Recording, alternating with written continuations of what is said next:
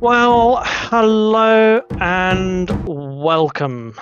So, I hope you are all having a wonderful week and are ready for the weekend because today, and we've just had someone drop out unfortunately for a moment. Today is Friday night, which means it is time for Of Dice and Destiny. We are waiting on a couple of players to turn up, but when they do, we will actually begin the full campaign and the second part and the conclusion of the Black Glass Writ outpost. And hopefully, you'll get to rest easy tonight and have a nice long rest. Yes, please. Some of you need it more than others. That Oh, yeah. I am aware. So, before that, however, we have a couple of announcements. So, our Discord channel, the D&D Void, has been getting busier since we have moved across. I know that a few people are now watching and streaming. So, watching the streams and joining the community. So, I thank you all to those that are coming in. And we have got a new open season game coming very, very soon. It'll be a one shot that is run by another DM on our community, and they will be looking for a TPK. So tune in if you want to see if we can survive that or not. We are just having a couple of technical problems, as I said. People will be joining in a moment, but in the meantime, we have our wonderful wizard Steve with us. Hello. We have our wonderful human rogue Jess with us. Good evening. We have also got our wonderful half-orc blood hunter Hello. Omega. Yo. Osiris, that's your name. Damn, bad omen already, guys. Come on. It's all good, and we've just dropped and lost yet another person for technical problems, so this might take a little bit longer than planned. However, Kale, we also have recurring from the last episode.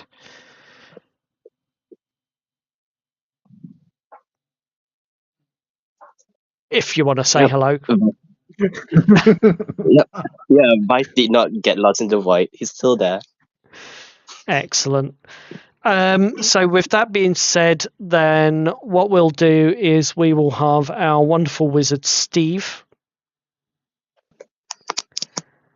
recap what's happened so far. All right. So last session when we where we left off is we came back from we came back to the house where we're staying, and after a long rest, we had some visitors. Indeed. I forgot the name.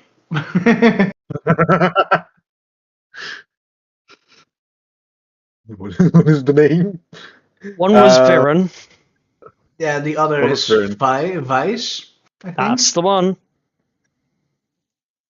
I totally didn't click on this character token. No.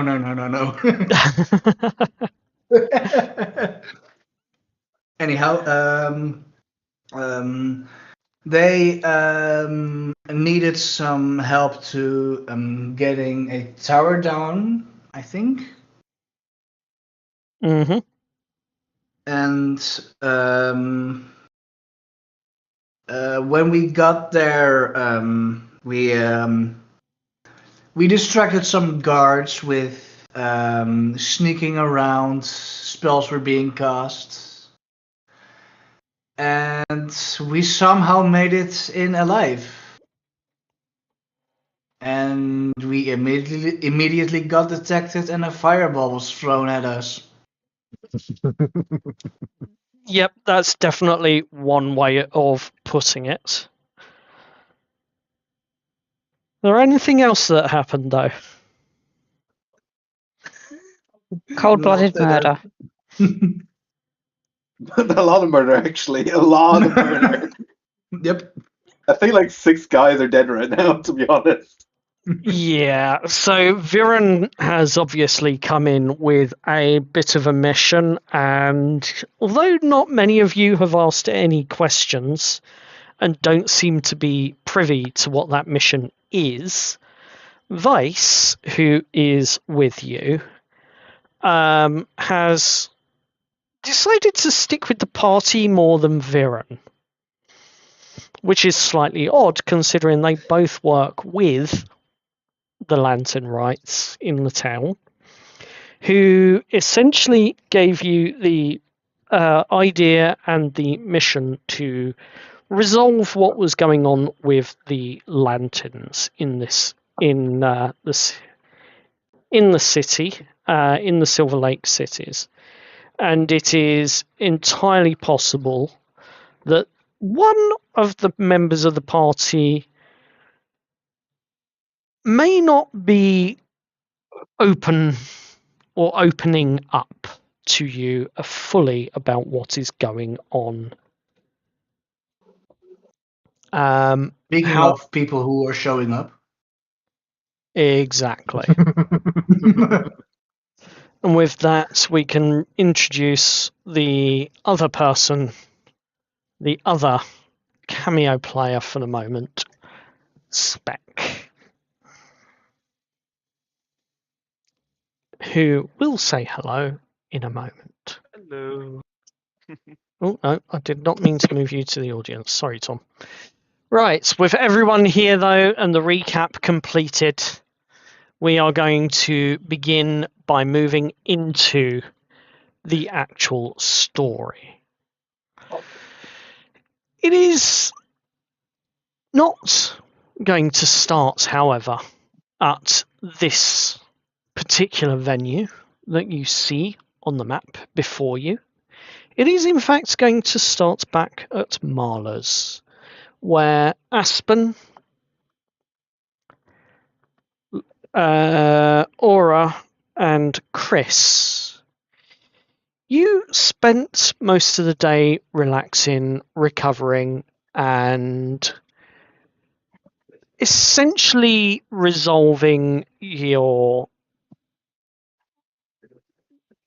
health problems that you had, looking after Aspen's poisoned wounds, tending and caring for it, and essentially getting all of yourselves back up to health. As you are aware that the party has gone on with a mission with Viren and Vice from the Lantern Rights, or claiming to be from the Lantern Rights and working with them rather than for them. There was a note that was left behind for the pair for you all, and that note essentially read, "We've gone to an outpost for the Black Glass Writ. If we're not back, come and find us." It has creeped past the time that was mentioned. And as it's getting closer, yourself and Lou look over at the state of Aspen, still wounded from the poison in her veins from the assassin the night before. And unfortunately, it does appear that she is going to be sitting out of the fight, as she remains at Marla's to rest.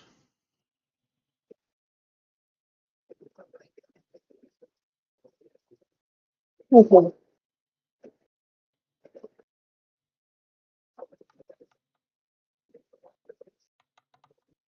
What are you two discussing as you're preparing to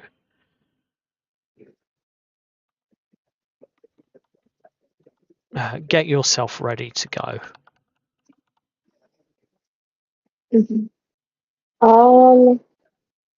Chris is really, um,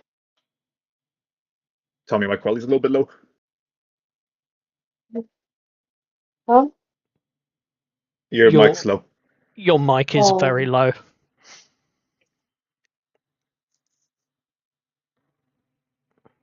Sorry, it was using the wrong microphone. That Because explains it. there we go.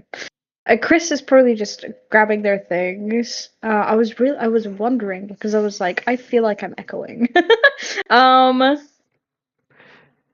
but you're good. Chris is probably just grabbing things together and I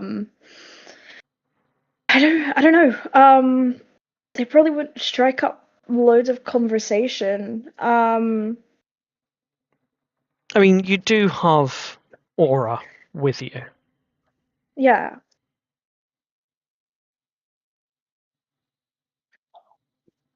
But again, I don't know. It's just like it because it's coming up to the point. It's just like Chris is pretty quiet at this at the moment. Anyway. Yeah. Oh, can you hear me? That is Yes. an important question. Oh, Yes. wow. Yes, we can hear you. Genuinely thought you couldn't. Aura will also just be getting her stuff ready, kind of dazed out, not thinking too much. Fair. As you get yourselves ready and sorted out for the night ahead, not knowing what's going to be laying in store, as you've both missed, for the most part, a lot of what's happened previously. With the lantern rites, finding the marks on the lamps, the runes that was creating a darkness, the black glass residue that's been found in quite a few lamps along the way, and you missed out on the assassin that poisoned Aspen in the first place and caused her a lot of harm. So whilst she is resting up in bed, you may be slightly worried or fearful for the party, and you are preparing yourself to the best of your abilities. You've been given a location, you've been given the address, and you have headed out along the... You've headed out into the city to where this black glass ripped outpost is. And as you turn up, having walked through various streets and hearing the noise of the town, you enter an area within the vicinity that's gone very, very quiet. And as you're walking along the road, it's fairly obvious that you've found the right place. There's a couple of bodies from a couple of guards that seem to be propped up somewhat outside the front gate and entrance to this building. As you approach the doors, what are you doing?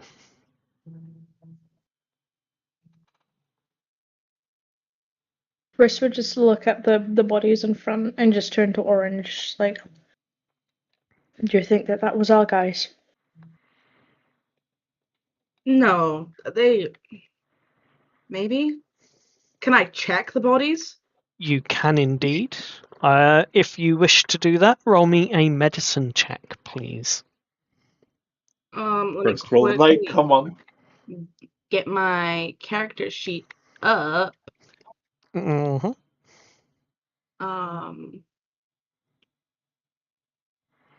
So I will move. We love slow Wi-Fi. Right when we Ooh. So your medicine rolls would Yes. be a +6. Ooh, look at me go. A 6? 18. Goddamn. On an 18 spec, would you like to describe what you did with these bodies and the state and condition that they're currently in? Oh, goodness. So one of these bodies... Alright. The first of these bodies that's a little bit further from the door seems to have quite deep lacerations covering the entirety of their torso. Upon further investigation, you find deeper traces of necrotic energy. Now with the other one, their throat is slit, but one detail that stands out to you all that's glaringly obvious is someone crushed the jaw of both of these bodies. Seems like just a heavy foot stomp to break the jaw after they had already been killed. How lovely.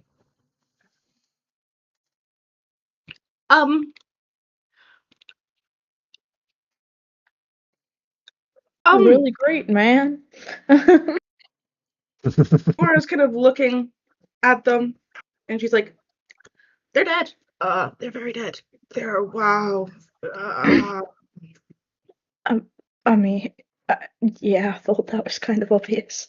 They're so much more dead than I thought they would be. I don't have the correct accent. They're so much dead than more dead than I thought they would be. Wow.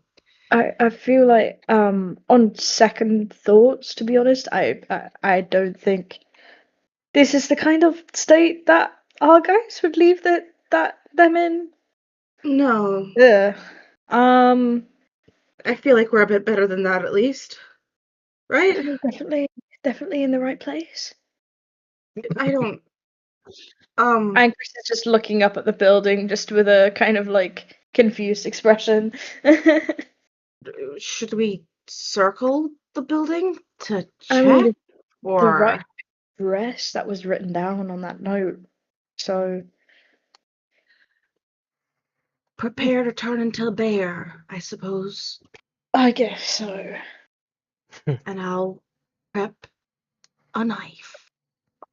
And as she says that, she does have an action ready to attack. Fair enough.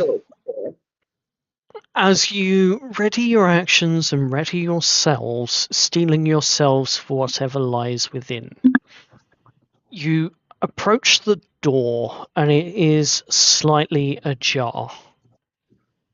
Creaking it open slightly, you notice the first thing about these stone walls of this circular, not quite a tower, but probably could have been if someone had put the time and effort into building it higher. The first thing you notice is that the torches in the nearby vicinity have been put out. One of them even smouldering slightly, as though you can tell it's recently been put out. There's still light coming from around the corners, but directly ahead of you, at the end of this short corridor and hallway into the building, you see 4 people.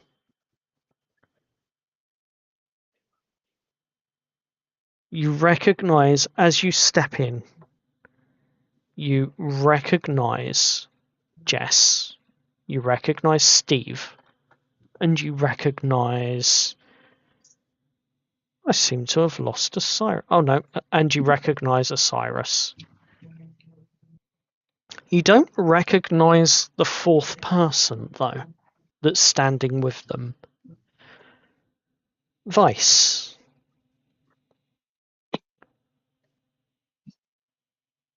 Describe what these two would see as they approach. Well, I guess you could see a tall and slender figure in the dark. They wear green tunic, long black hair. Most notably of their features will be the blue tiefling skin, horns and all, bit of a tail, a few daggers on their belt, and footwear that was almost, I guess, sock-like, I guess. Mm. Essentially, he's light on the gear, and he was just checking on some wizard's robes. He's just hunching down for a bit. The other thing that you will notice as you step in is that your friends and party that you've travelled with commonly seem to be covered in blood, wounds, and bruises.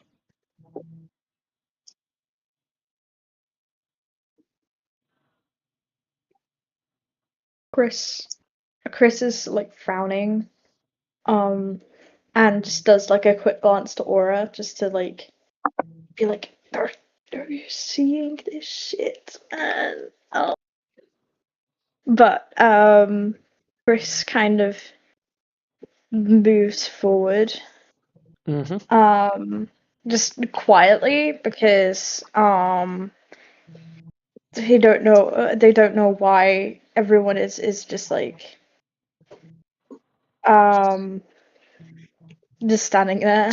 They don't know what's in there, but they're walking forward and just edging, like going up to the back of the group. You join the back of the group. What sort of condition would you say that you're all in a couple of words? Let's start with Steve. Extremely hurt. Let's go to Jess. Very hurt, blooded, injured, still standing, but clearly kind of holding her wounds and limping a bit. Vice. Smoky, I guess, cut, jumpy.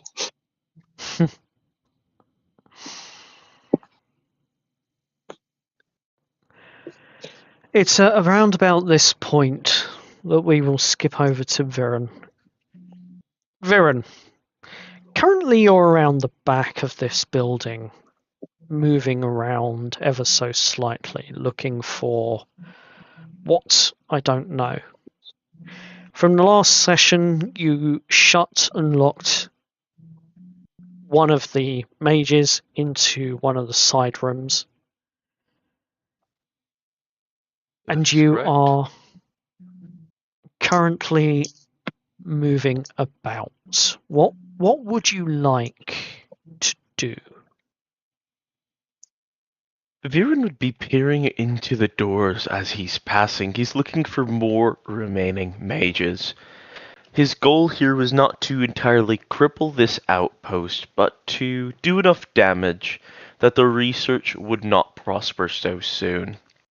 As I'm looking for potential techs that could be saved, or more forced survivors.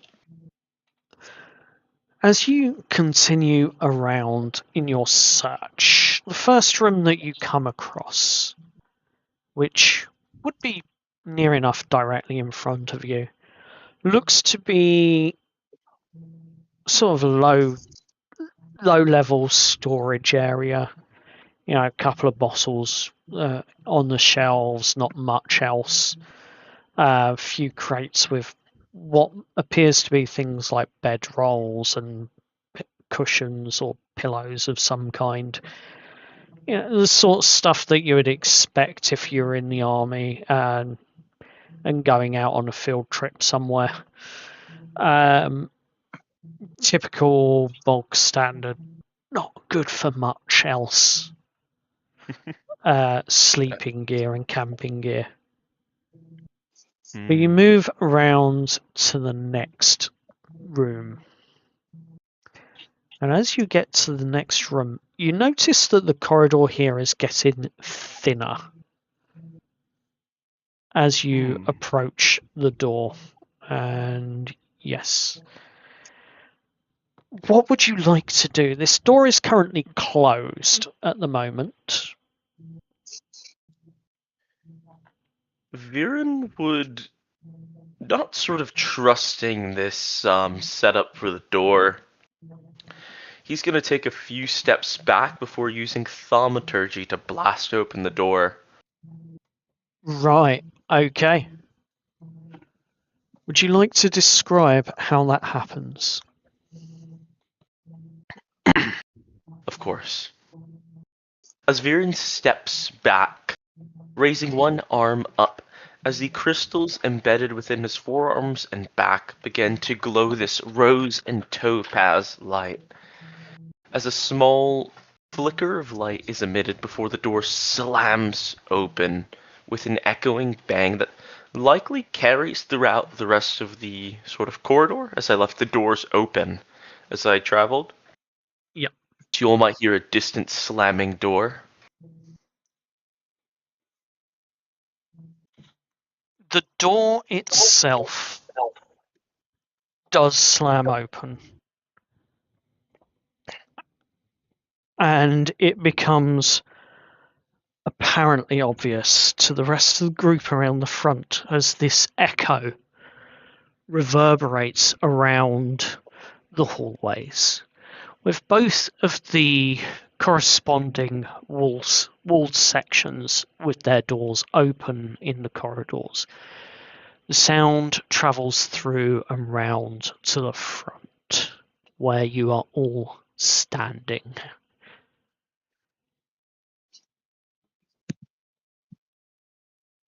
Is there anything you lot would like to do at this point?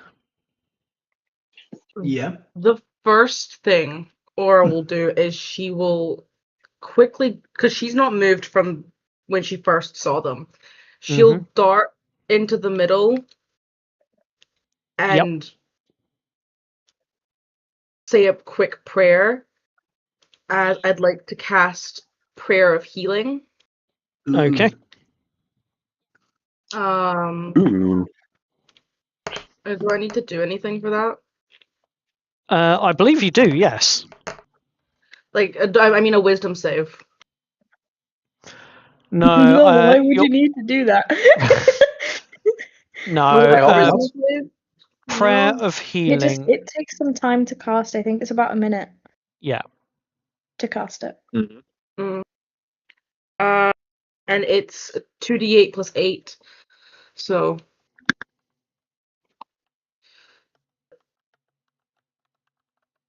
Oh, I don't know if that's rolled or not, for whatever reason. If you have rolled it, it hasn't come through yet. Wonder why. If you want to use your real dice, you're more than welcome to. For now. I think I'm going to. Just came through. Yep, just came through. This has not come through for me, so I don't know what it is that I've rolled. 5. In total? Yes. Really? 4 of the 1. Terrible. Well, it's 13 total. You all heal. Amazing. Thank you so much. Oh shit. Because I can cast that. I feel as good as new.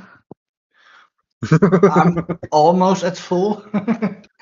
Wow, guys. Same. You're making me feel real good about myself. I'm Jess is going to turn around and go, glad you could make it in time. Boy, am I glad to see you guys. Oh, Do not more thank friends. Me. Thank Shantae. Chris just waves. Oh, yes. I don't think you met. This is Aura, and Jess will point to Aura, and that's Chris. This is... sorry, I forgot your name. Oh my god, sorry. Vice. Vice. This is Vice. Yeah. Don't worry about it, but have you guys seen any Dragabond on the way in? Can't seem to find them.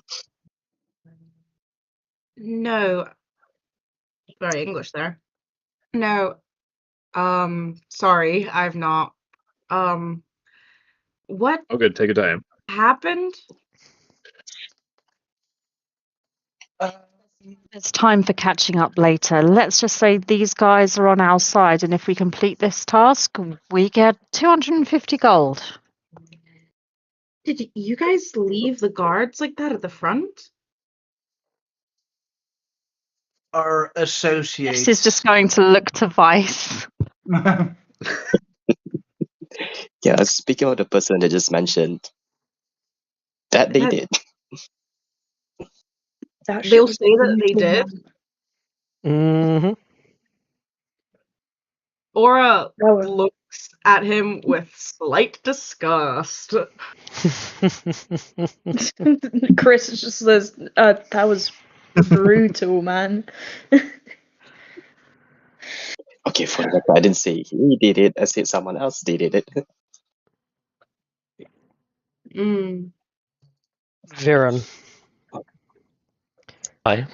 Peering into the room where you've just shoved open this door through the use of thaumaturgy, and looking in, you see scattered on the desks at the back of the room a couple of journals, bits of paper scattered, or parchment scattered about. And you also see what appears to be a small entrance for maybe someone of a skinnier nature, but the slit in the window slit at the back of the building that has been widened a little, that could potentially be used as an exit route if needed. But you also notice the other crates and boxes and things, and that are just lying about and stacked up around in this room. Hi. Viren would walk up to the desk to inspect the journals, see if it's something related to his cause or something else entirely. As you look at the journals, roll me a investigation check, please. Of course. An investigation. That is a 18 on the dice.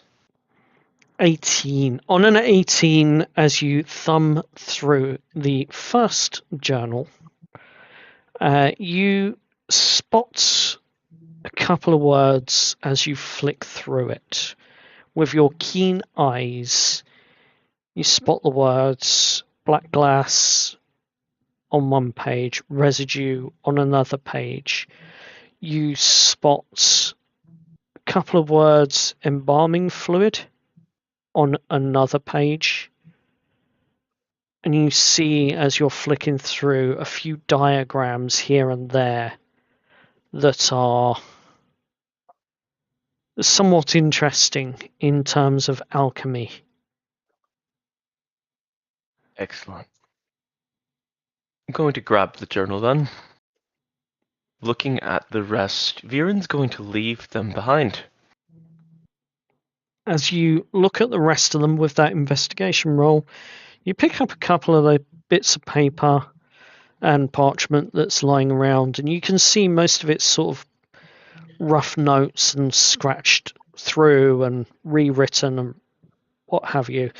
Not of much value. It seems that whatever was written into the journal is the final form of whatever those notes were, to the point where you can actually match some of the scratchings on the pages previous and from where they've been ripped out.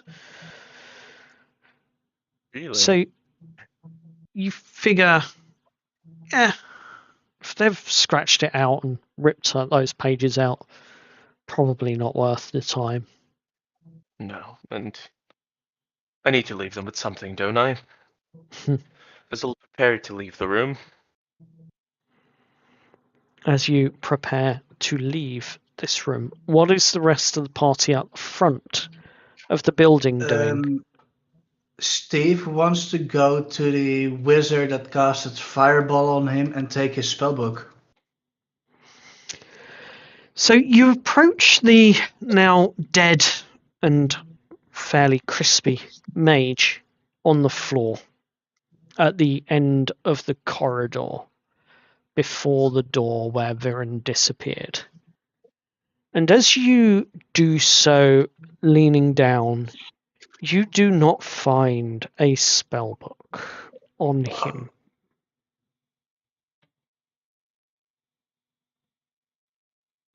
Instead, you find what appears to be a small piece of metal. Maybe it's copper, maybe it's brass, you're not quite sure in this dimmed light of the hallway. And it appears to be slightly singed. And as you reach for it and look at it, you see a symbol that it seems to be half melted now, but seemed to have been formed into. Could I do a Arcana check to see if that's the thing where the fireball came from? You can indeed do an Arcana check to see if you can learn anything of this, of these items, or this being. Let's say 12. On a 12, you know that this would be an arcane focus, but in its current form, it would be kind of meaningless to you, even if you did take it for yourself to use in full like top-notch condition. It probably wouldn't mean much to you to be able to use as one. You get the feeling that your arcane focus would need to be more personal to you if you wanted to use one. Do all the mages in the room appear to be like this? Like they don't have a spellbook? There's only the one dead body on them, on the floor Okay. here. The other mage is currently locked in the room next to where you're standing. Still alive, Alright. but locked away in the room. Do I have line of sight? Not of the other mage. No. Now of the room. Oh yeah, you're standing right next to it. Right next to the entrance. Damn it, I don't have Misty Step. Never mind. Oh no. I Oh Hey. dear. didn't prepare it. The other mage you can hear is sort of behind the door, sobbing a little bit, or shuffling his feet and wondering if it's safe to come out now. But you can't. Right. You can't tell that I'm gonna last try part. something. Go for it. You want to get out of here alive, don't you? Are you saying that to the mage in the door? Yeah, to the mage. Yeah. How about I make you a deal? Huh? What sort of deal? You let us in on whatever is going on here, and you will be allowed to get out of here alive. You must know that at this moment you're at a severe disadvantage. Eh, Otherwise, you wouldn't have run away. roll a persuasion check for me. All right. I don't have. I have okay persuasion. You got this. Come on. Oh, oh, that's 20. He stops shuffling his feet behind the door and he stops. Thinks for a moment. You can't see him, but he's definitely considering it. And he calls out, "Well, yeah, I want to survive. I want to live through whatever hell this is. Just keep that dragonborn away from me and let me out the front. Let me out of this building, and I'll You come give back." me all the information you want. I want from what's going on here, and I Well, will make sure you get out of here alive. well, you're gonna have to be a bit more specific, as he unlocks the door from the inside and just pokes his head around so that he can see who he's talking to through a crack in the door as he pulls it ever so slightly. Let me.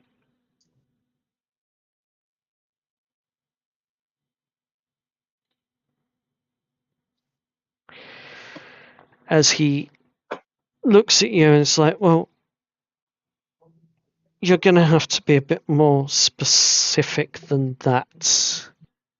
What's the purpose of this room ahead of us? And he points to the gated room with the purple circle.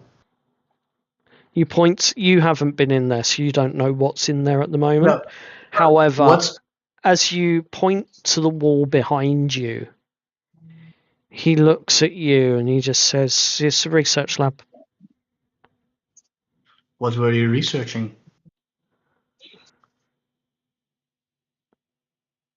If I had been told the answers to that, I would be able to answer that question, but I'm going to make an insight check to see if he's lying. roll an insight check.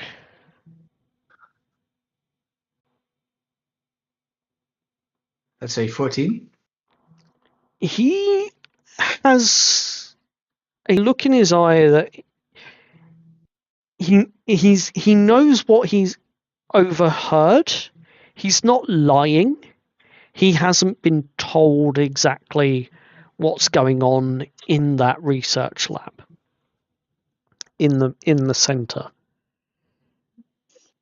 But he does know something, but it's only what he's overheard. Well, you say that you know nothing, but something tells me you've been hearing stuff, and you're either trying to hide it from me, No. or you don't want to tell me. All I know is it's something to do with the black glass. I don't know what they're doing in there. I don't have access. I don't have the right privileges to be a part of the experiments and things that they do in there.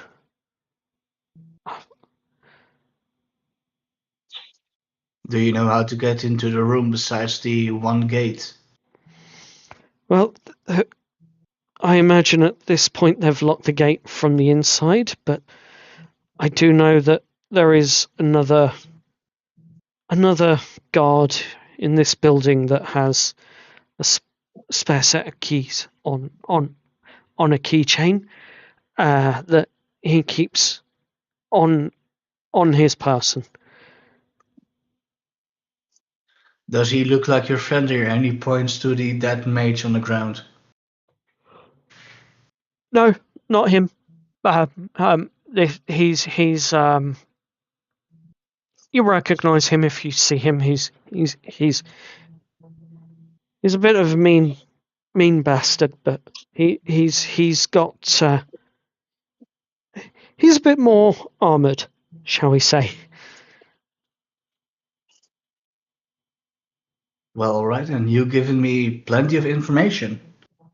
Now, remember, if you ever pick a fight with us again, or try to get your friends to get some reinforcements, I won't be as merciful. Do you understand that?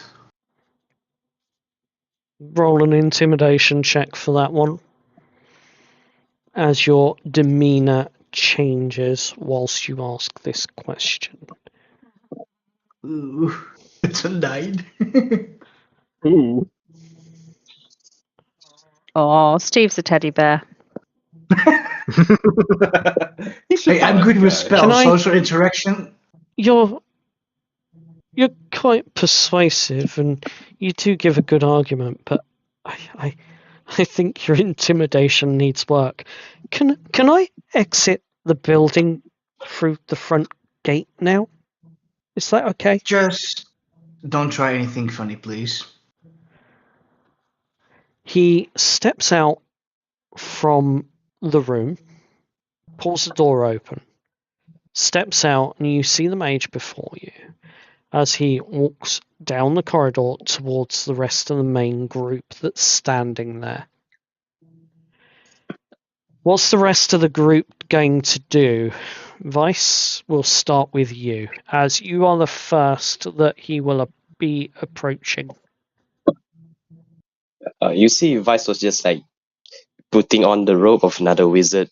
Just turned to him, ready to actually pull his dagger, and just looked at Steve at the end of the corridor, like,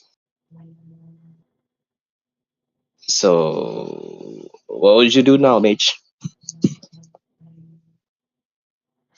He looks at you and he seems to be slightly jumpy and slightly taken aback at the fact that you are doffed in the dead mage's robes that was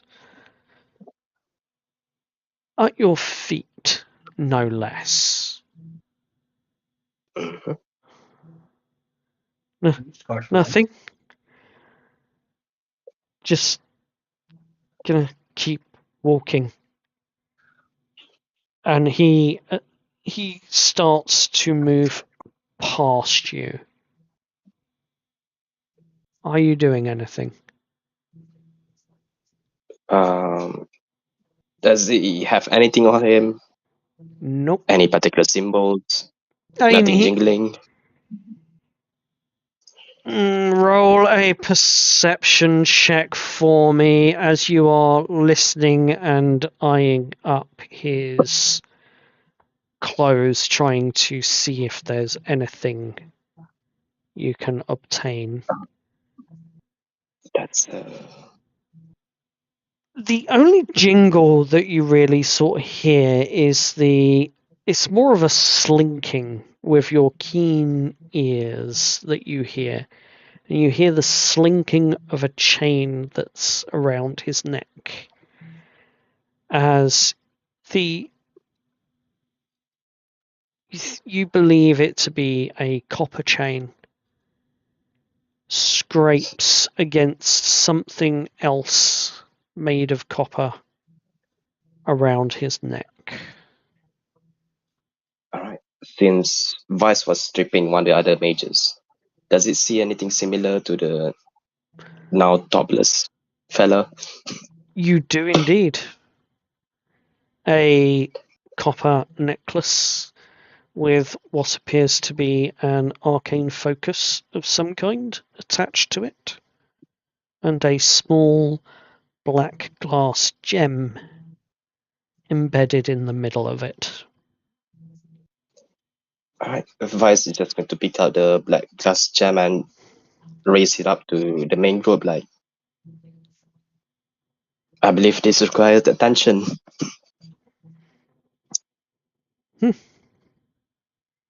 The mage that is still currently living continues to slip past Aura and Chris. Are you two doing Aura- anything? Aura's gonna put her hand out and stop them. Huh? As promised, safe passage by... What? Safe passage will be promised.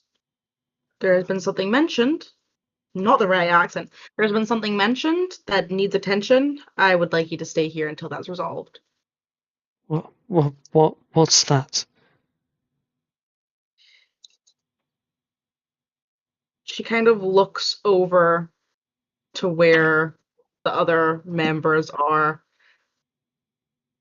I don't know the character's name. Vice? Vice. She looks over at Vice. Mm-hmm. What is it that needs Vice, attention exactly? Vice just raised out the necklace with the black fragment on it. Person who was promised safe passage. What is this that my friend is holding? An arcane focus. With black glass embedded in it. It's just a spell focus. Nothing more. The black glass. Yeah? Is it... Oh, I'll ask something out of character. Does the black glass look similar to the obsidian shards? It looks to be of the same material, yes. Right. But that's the closest you're going to get to those shards that you have. It's the same material. And does that enhance magic in any way, shape, or form? No.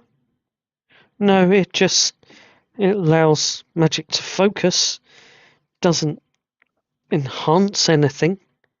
You're still only as powerful as the person casting the magic.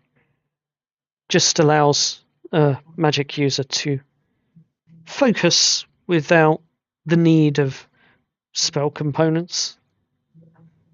It's nothing special. Thank you for your time. She lets him go. You hear him breathing a sigh of half relief and half panic as he continues to step forward. Chris, are you going to do anything with this person leaving? This poor guy. Chris is just gonna stare at them while they leave. Jess, are you going to do anything? Absolutely. Did Jess notice the panic in his eyes? Yes, you would. Jess is going to put her arm out and block the corridor like a bully would in school Mm. and be like, what was that? What was what? You had a look of panic in your eye when you were talking about the black glass. Why? Roll an insight check first for me. Gonna wreck on this one a little bit. Ooh, we're fighting. 20. Ooh. Initially, the panic you saw in his eyes was that of him panicking about whether he was going to survive the night or not. But as you look deeper at this moment, as you check him over with the responses he's about to give and the minute micro reactions that he's giving off on his facial features, you spot that the panic is a panic of discovery. Like, there's something that he doesn't want to be discovered for. Oh, brilliant. Jess will notice this. Mm-hmm. And still with her arm blocking his way, she'll pull her braid? Pull her blade out, threateningly hold it to his neck and say, you're hiding something. Talk. Roll an intimidation check with advantage. I was gonna say, can I give her? When did we Coming up become later. bullies? Come on. 17. What do you want to know? I don't know anything. I mean it. You're lying about that arcane focus around your neck. It's around his neck, right? It's around his neck. Yes. No, Talk. it's just... This poor guy. This wizard's getting bullied by you guys. This mage is being bullied by a rogue at the moment, and you I'm a see psychologist.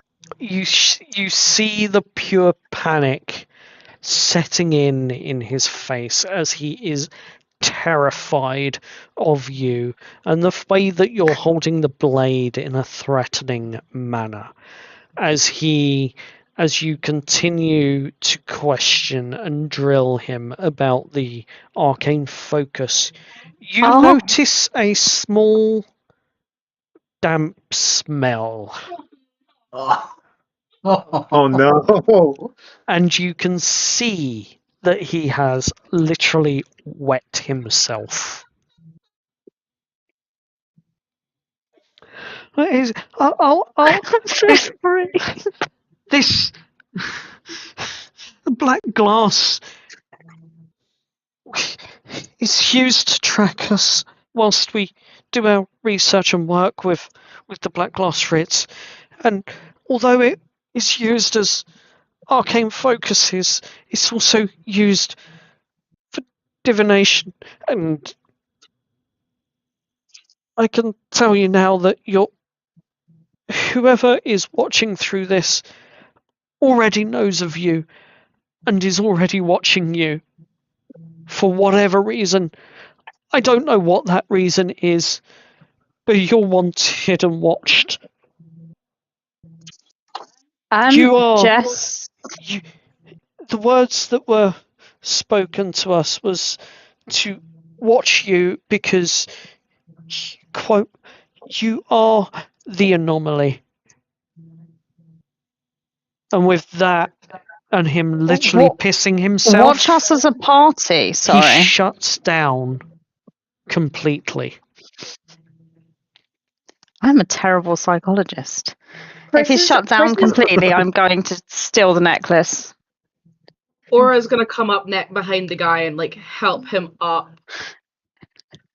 And help him. And while she's doing that, distracting him, I'll steal the necklace.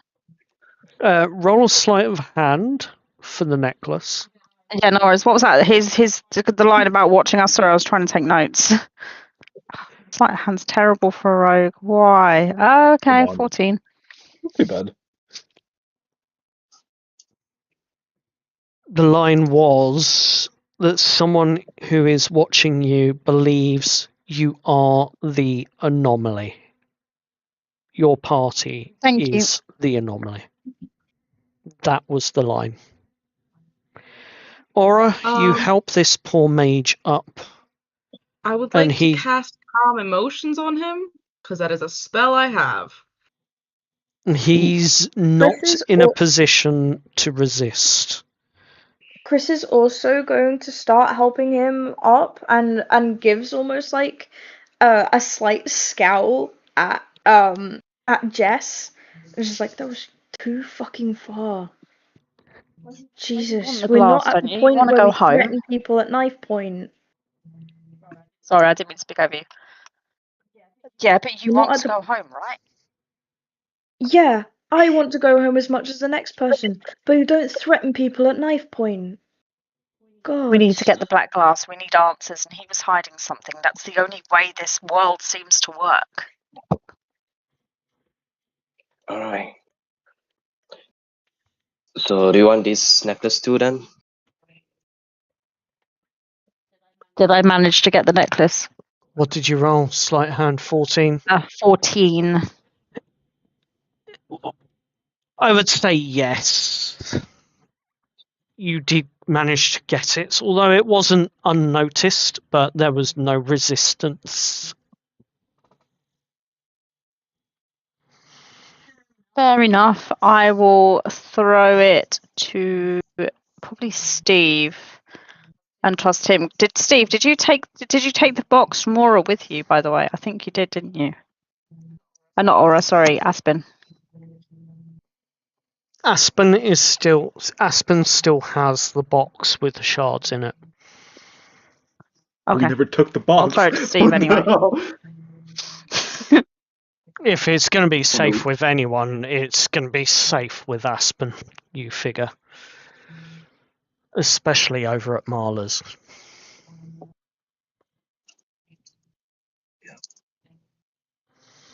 But with that, the calm emotions having been cast, his mind clearing somewhat of the fear, the panic, etc.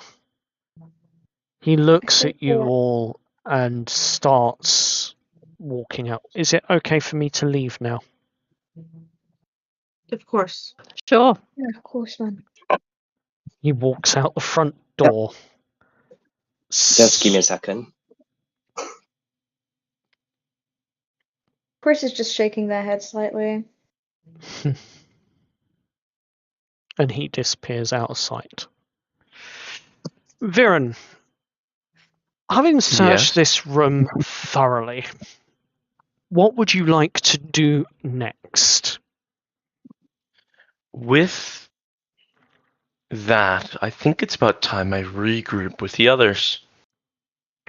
Now, are you going to regroup at the front, or are you going to wait for them to come round to where you are? I'll regroup with them at the front. I'd left them alone for most of this time. Fair. You regroup with them around the front. As you walk around, you notice that there is one locked door and the sound of someone inside shuffling about. Do you continue? I will. Okay, you continue and you regroup at the front of the building with the others. What are you doing? I'm looking up the new people, up and down. Chris will give you the same treatment. As what you see is a yellow-skinned dragonborn. Within heavy leather clothing, a buckler shield on his back, and a mace by his side. Floating behind him is what seems to be a long obsidian sword, doused in fresh blood, as it's floating around him. But he bears no hostility, just a cold expression. So, Greetings. Chris, for you guys, I don't know if you guys know what Chris or Aura looks like. Do you know what anyone looks like? Should we give descriptions as well? It'd probably be good for them and the audience to have that refresh. So Chris is a pretty average, very androgynous looking person who has their hair in what looks like a dark bluish grey mullet with this green and purplish highlights in it that look a bit like either a pigeon's feathers or an oil spill in their hair. And they are wearing a like basic kind of cotton shirt and traveling trousers with this what looks like some kind of woolen vest over the top of it that doesn't quite look like it's normal attire, or at least doesn't look like it's from around here. Looking And you they up and have down. they have a club strapped to their side, and yeah, and a scowl on their face. Seeing the club, a slight cracked smile is washed over Viren's face before returning to a neutral expression. As looking to the other one. Aura is a blonde, curly-haired woman. She is quite stocky in her build, pretty muscular for a woman. Whatever that's supposed to For a mean. woman. Jesus Christ. God, Lou is sexist, you guys. God. Anyway, she's pretty muscular for a person. She's got like this greenish cloak and some pretty common clothing. They're quite nice clothing. They're pretty fancy for this area, but they're from this land, and they have lots of details of grain on them. And she is looking up, and she does not have a nice look. Scars are evident as she has one on her lip, and if they were to see her hand, she is missing a finger. And she is walking a mage past. Right. I take it you all are with them then? What did you say, sorry? As he slows down. I take it you all are with them? Indeed. Very good. So, guys, I may have found a way to get into this room that's locked. Do tell. So, someone around in this building has a spare set of keys. He looks to be a bit more armored than the rest of these mages, from what our friend told us.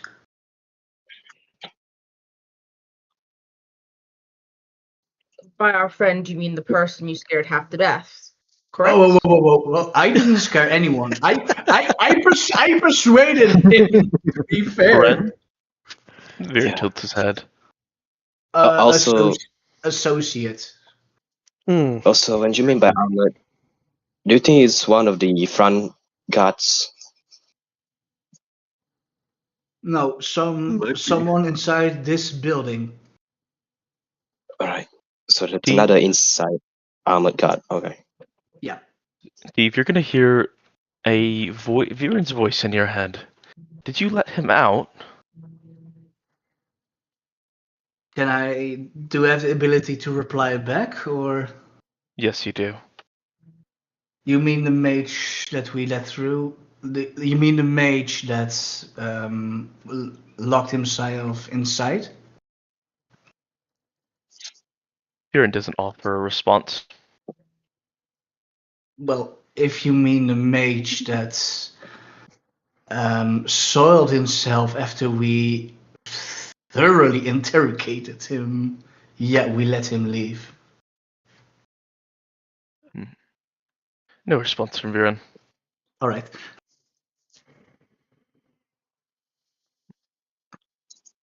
As he's looking around.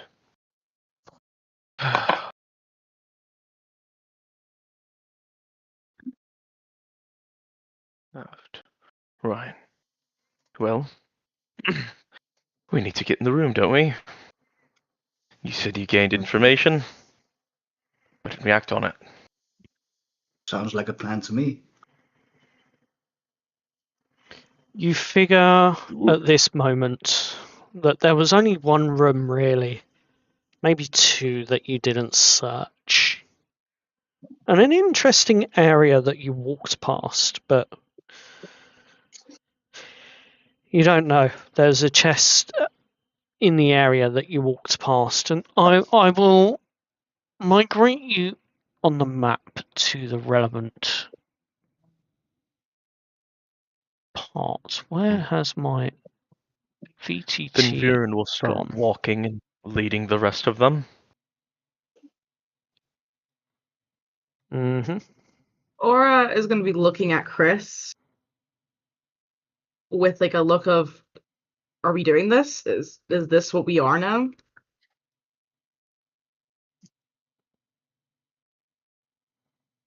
Sorry, what did you say? She's like looking at Chris with a, are we doing this? Is this what we're doing now? Is this what we are? Chris just shakes her head and just kind of shrugs in exasperation. They're still frowning. They clearly don't know, but it has the same kind of mind as her, I guess. Aura is not a happy camper, guys. Neither is Chris. Very unhappy camper, in fact.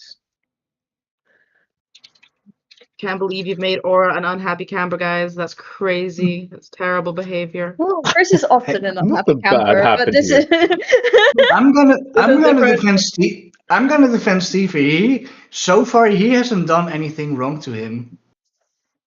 Yeah, fair. I'm not going to defend Jess. Jess is trying to assimilate with Yep. this world the best she can. So As you move up the corridor, the first area of interest is this chalked out circle with a magical symbol in the middle. And sitting in the middle of that is a chest, which seems to have a glowing amber light coming from the crystal where a lock would be. That's the first area of interest. The second area of interest is a locked door. And unfortunately, my ping tool is not working for some reason. So I'm just going to move one character. I'm going to move Vice up towards the second locked door so that you can all roughly see where it is. That is the second area of interest, the locked door. Which of these would you like to investigate first? Viren.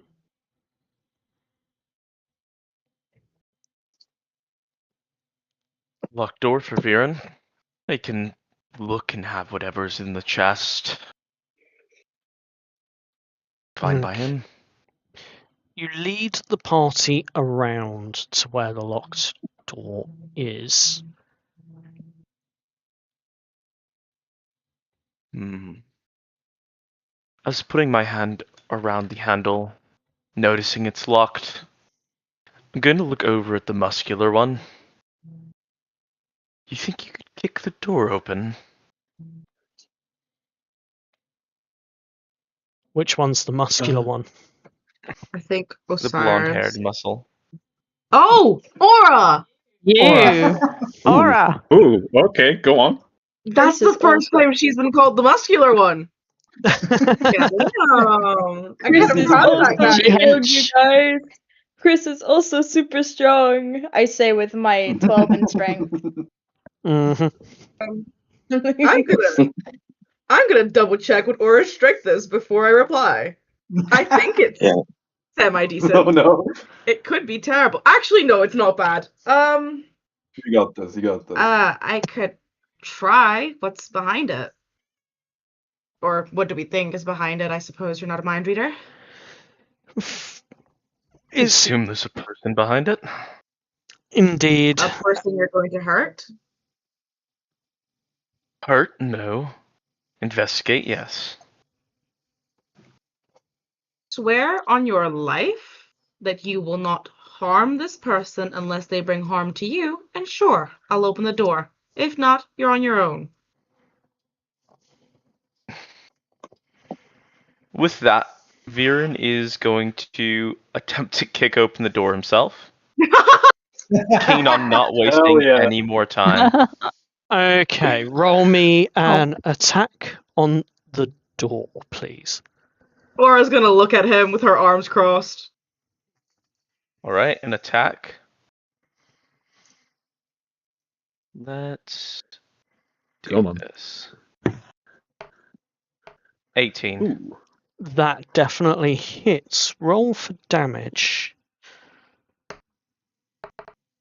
3 bludgeoning damage as I initially take the mace to the door. You strike the door with your mace, and you hear wood splinter beneath it. But the door is still holding.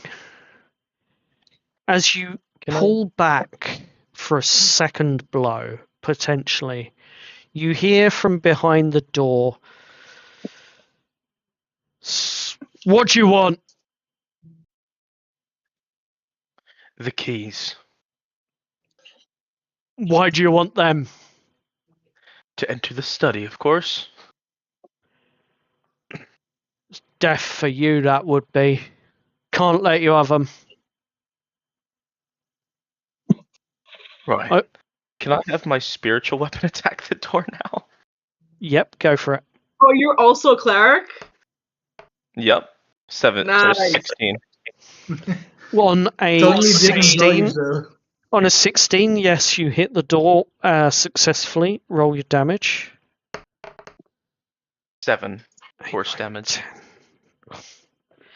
Your spiritual weapon hits the door, and you hear it splinter and crack as the hinges break off. The only thing keeping this door in place now is the lock itself, as the rest of the door crumbles near enough around it as planks of wood clatter to the ground. The door, for what it's worth,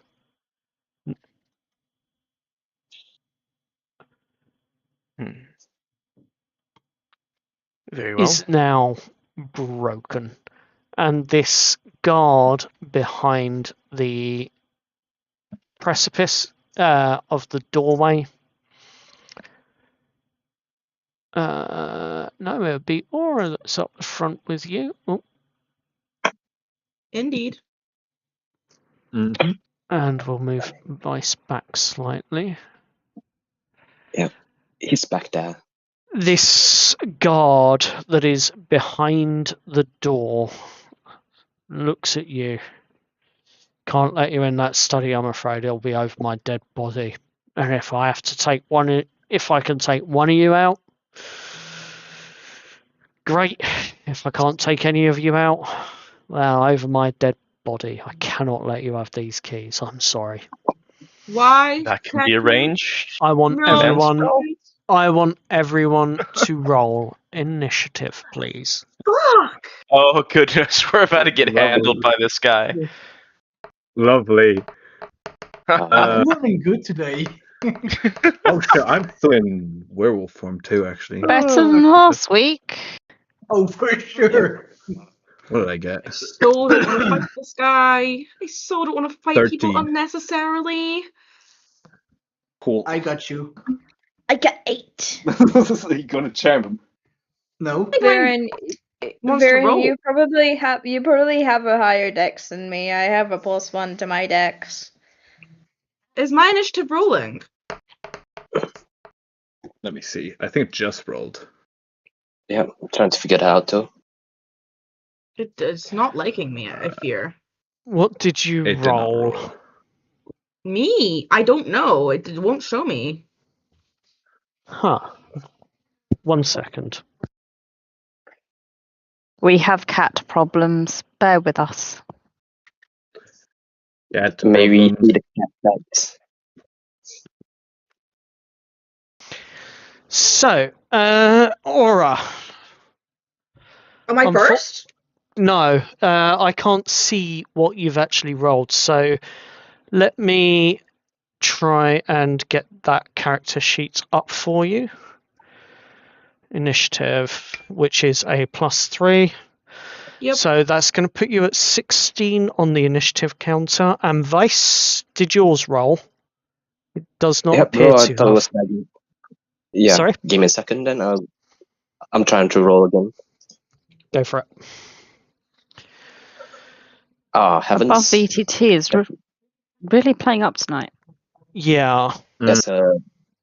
I think above Yep, VTT is also lighting out my entire laptop. Yeah, that's a 5, I think. That's a 5 on the initiative. Right, so that's all come through fine. And at the top of the round is actually Steve, but you are at the back and you're kind of unaware of exactly what is going on. And this corridor is narrow. It's where this door is, you can literally fit one person down the corridor itself. Do I have line of sight of the door? If you are able to see the scout captain on the map, you have line of sight. Alright, so I have line of sight. In that case, can I hold my action and cast a spell as soon as the door opens? Door is open. Alright, so the door is open. I'm going to cast Hold Person on the guy. On the guard. Okay. You cast Hold Person. What is that? That's a wisdom save? Wisdom save, yeah. Does a 13 save? No, it fails. For all intents and purposes, your spell takes form. And his legs lock up. He seems to be immobilized. Can I describe how it looks like? No. We're going to move on quickly to not that one. Aura. It is your turn as this scout captain in front of you seizes up before your eyes. I do not wish to cause you any harm. I just need to understand why we're not allowed to go in the study, and I would love to know why I want to go in the study. I personally don't even want to go in the study at this point. Why can't we go in? Why must it be over your dead body? Why can't it be over your unconscious body or just willing? I don't think he can talk because he's paralyzed. You should still be able to speak when you have Hold Person Okay. activated on you. There's only 3 people allowed in there. And even I'm not one of them. Okay, why? That doesn't tell me why. You're just telling me there's only 3 people allowed. Dangerous research. That's all I can say. Okay, is it more dangerous than you losing your life? Yes. Why do we want to go in there and she's going to turn on everyone else? That's the end of your turn. If anyone wishes to respond, they can. Scout Captain, does he get save on his turn? I will check for you. I believe it's another chance to save at the end of his turn, correct? At the end of each of its turns, yeah. Well, that fails. Jess. Oh no. I heard that. For now, Jess is just going to. Oh, you know what? I'm going to hold my action, but I'm going to take a bonus action of do an insight check against a creature you can see that isn't incapacitated. Oh, is he technically incapacitated? Yes. He's paralyzed. Damn it. Okay, fine. In that case, I'll use a bonus action to make perception check to spot any hidden creature or object to make an investigation check to uncover or decipher clues and try and see if he's got the keys on him or if they're anywhere in the room. Just roll. Or it's just a. Oh, hang on, bear with me. Oh no. Well, that was a natural 1 for a 7, so no. You hear, see, and find nothing. Osiris, your turn.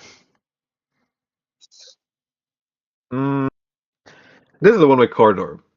It is a I'm very currently narrow in werewolf corridor. form. Yes, you are. I am not going to fit past here at all. So I am going to ready in action. For if that dude walks past me, I'm going to use both my claw attacks. Okay, you hold your action. Viren, it is now your turn. Excellent. So they're paralyzed, correct? Yeah, They correct. are. I'm right by the door. Correct. You can get in if you wish. Do I see the key on them? You do indeed see it on a belt loop tied to their waist. Could I take the key off? You can Attempt to cut. Could I cut their belt with my spiritual weapon and nab the key off? It's going to be a delicate cut. So what we're going to do is we're going to grade your attack roll. If you crit, you might get a slice or two out of him as well.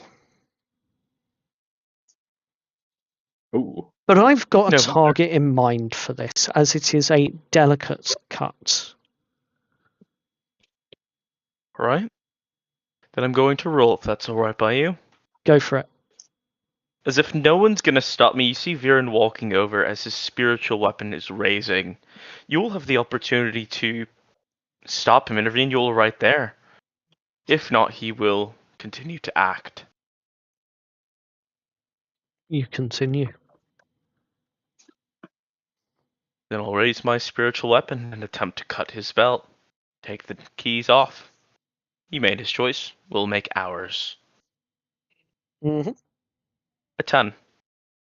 On a 10, you cut the belt delicately without even leaving so much as a mark on any of the rest of his clothing.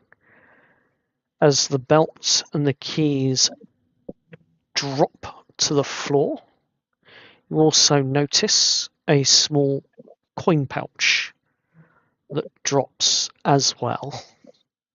I'm gonna grab the keys and leave the coin pouch. It's not important to me. Fair. As I'll say thank you and start to walk out, if possible, and back down towards the central study. I would say that is possible. So 5, 10, I'll just start 20. walking that way. I don't need to get all the way out. Yeah, there's plenty of space for you to get out. And you find yourself just the other side of Jess, now holding the keys. Excellent. And I'll end my turn there. Chris, So, is there anything that you would like to do? what's the state of this guy now? He's currently held in place and cannot move. He is effectively incapacitated or paralyzed. Right.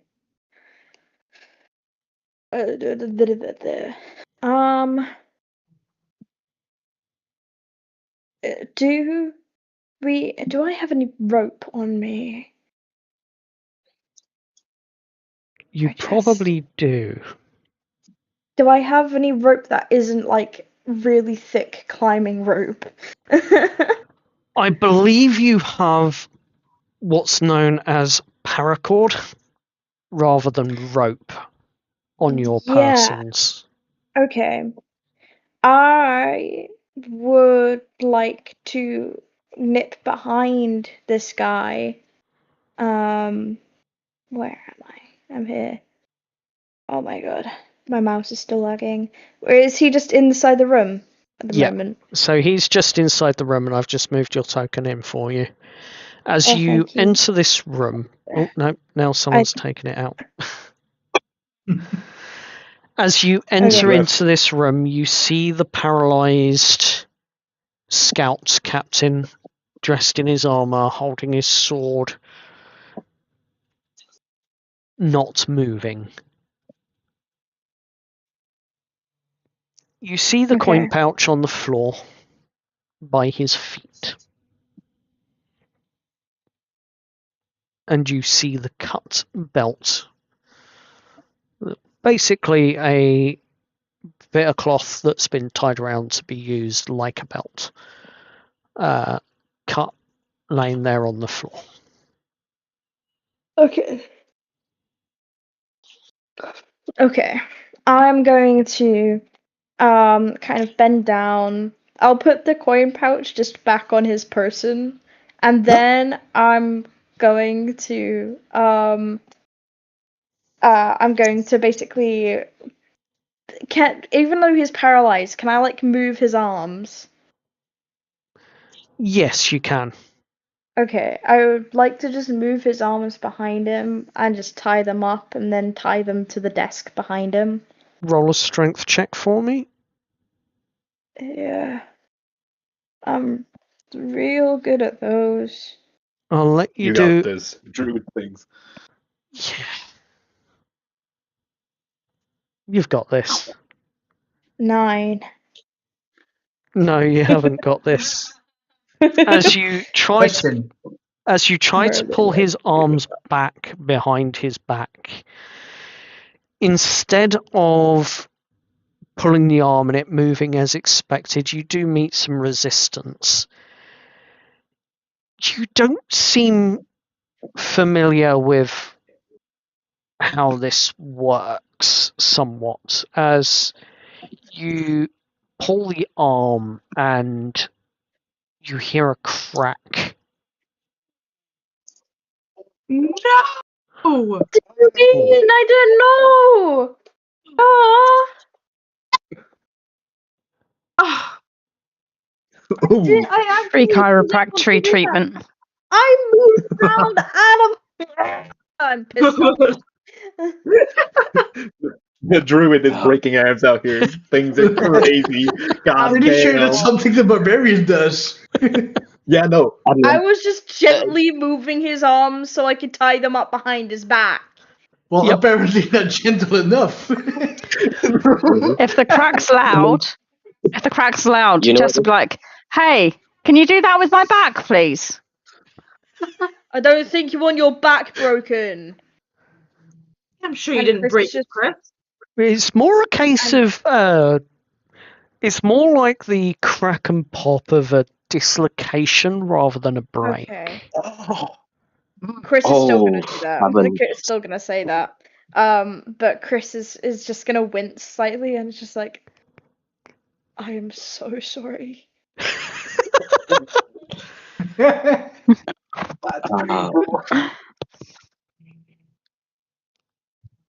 Now, Yes, they Can did I say- tell?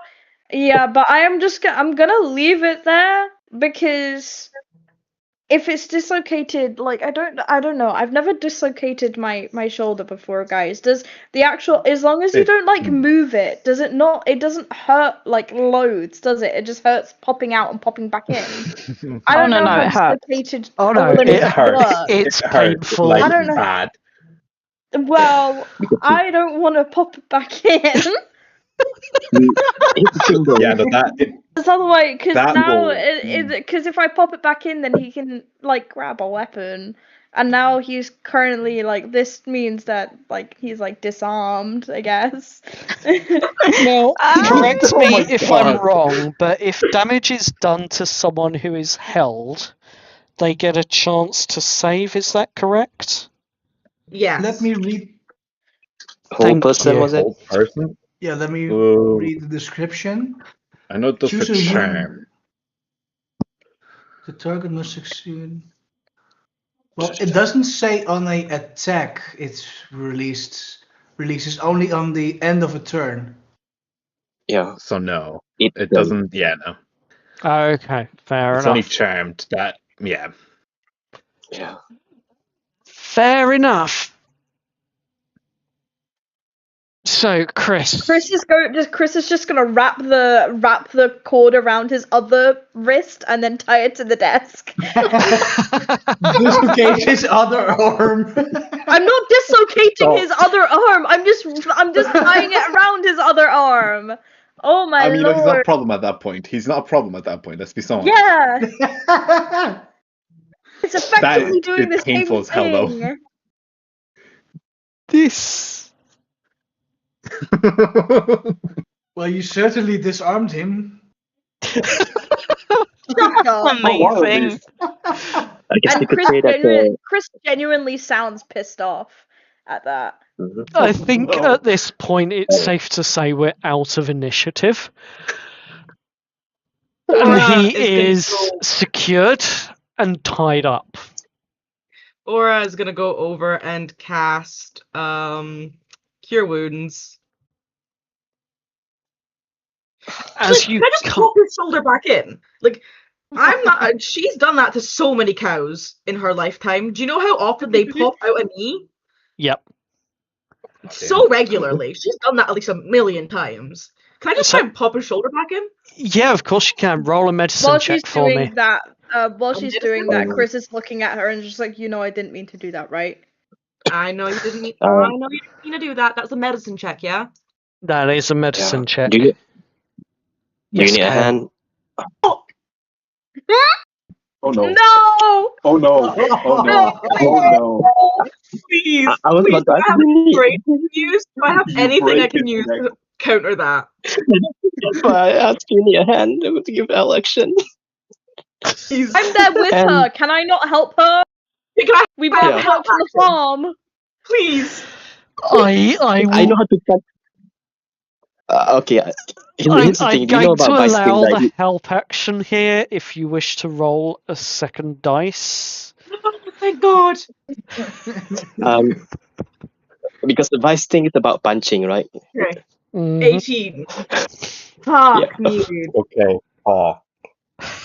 That was so nearly a completely ripped off arm. Um, Oh, man. God. Alright. Laura would have been Can able vice? to get herself. Aura, Yes, Kale. it's like Sorry, one Aura was sec. about to put way too much force into it, and Chris was like, "Whoa, whoa, whoa, whoa, whoa! Remember, he's not a cow." Not a cow, not a cow, not a cow. Kale. And then she's like, you right. And then, I don't know, does she successfully do it with an 18? Yes, 1 second. Kale, what was you trying to say before everyone talks over you? Can he just slip the note about his weaver's hideout for him for a bit? He needs to talk to him later. Okay. So you're just going to say the lanterns need to talk to you soon, right? The And just go. guard, yeah, the scout guard at this point looks up and is like, huh? You don't want to miss it, friend. And he's going to take away his pouch, gold pouch. I'll hold on to this until you come over. Fine.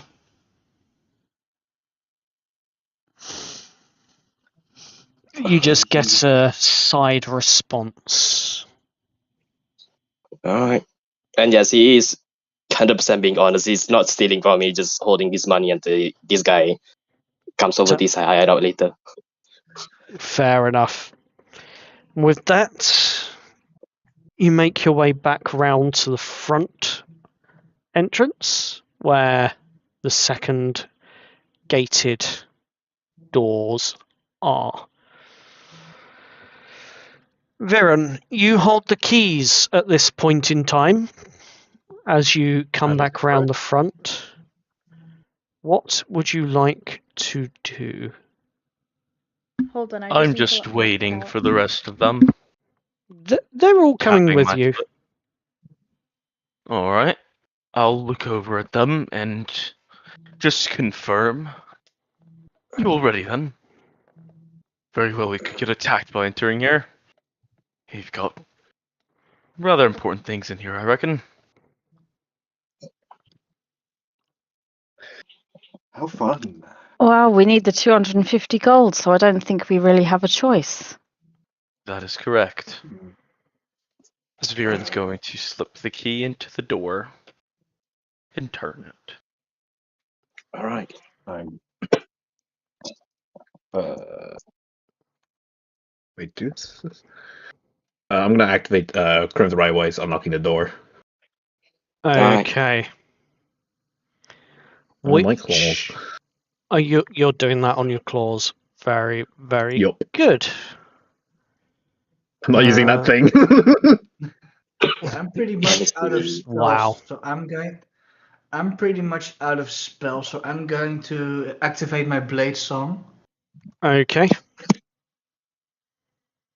As you make your preparations and the key in the lock turns, you hear the clunk of the iron deadbolts lifting out and falling from the top and the bottom of the door. You hear it grind and you feel the gate open. You feel it scrape against the walls as it retracts in. The sound and the screech is deafening as it echoes through the halls, and inside the room you can see there are two people. One, some of you recognize from the rooftop. The boy. other is a mage dressed in robes, not too dissimilar to that which Vice is now currently wearing, except these robes have a little bit of extra pleating on them, and adorned with a gold focus around his neck, with an embedded piece of a black glass in the middle of it. As these two characters that you see in the room look up at you, the first thing you notice is the pint-sized assassin as she stands there, white braided hair rolling back. You see the thick, heavy makeup and powder on her face, and you can make out the armor that she is wearing, adorned with very, very elegant lines and swirls, deliberately designed to confuse the person attacking, to see where the vulnerable and weak spots are on a person. Intentionally designed for the dim and dark lights of the night, someone who could easily hide. You see the hood raise up as you open and enter into the room, and you see her stand as she faces the door, balancing a blade by its tip on the end of her finger with almost perfect precision. For the mage, well, not much about his features are being given away. Seems to be fully robed up, even his face covered, other than his eyes, which are a piercing dark green through the mask that he is wearing.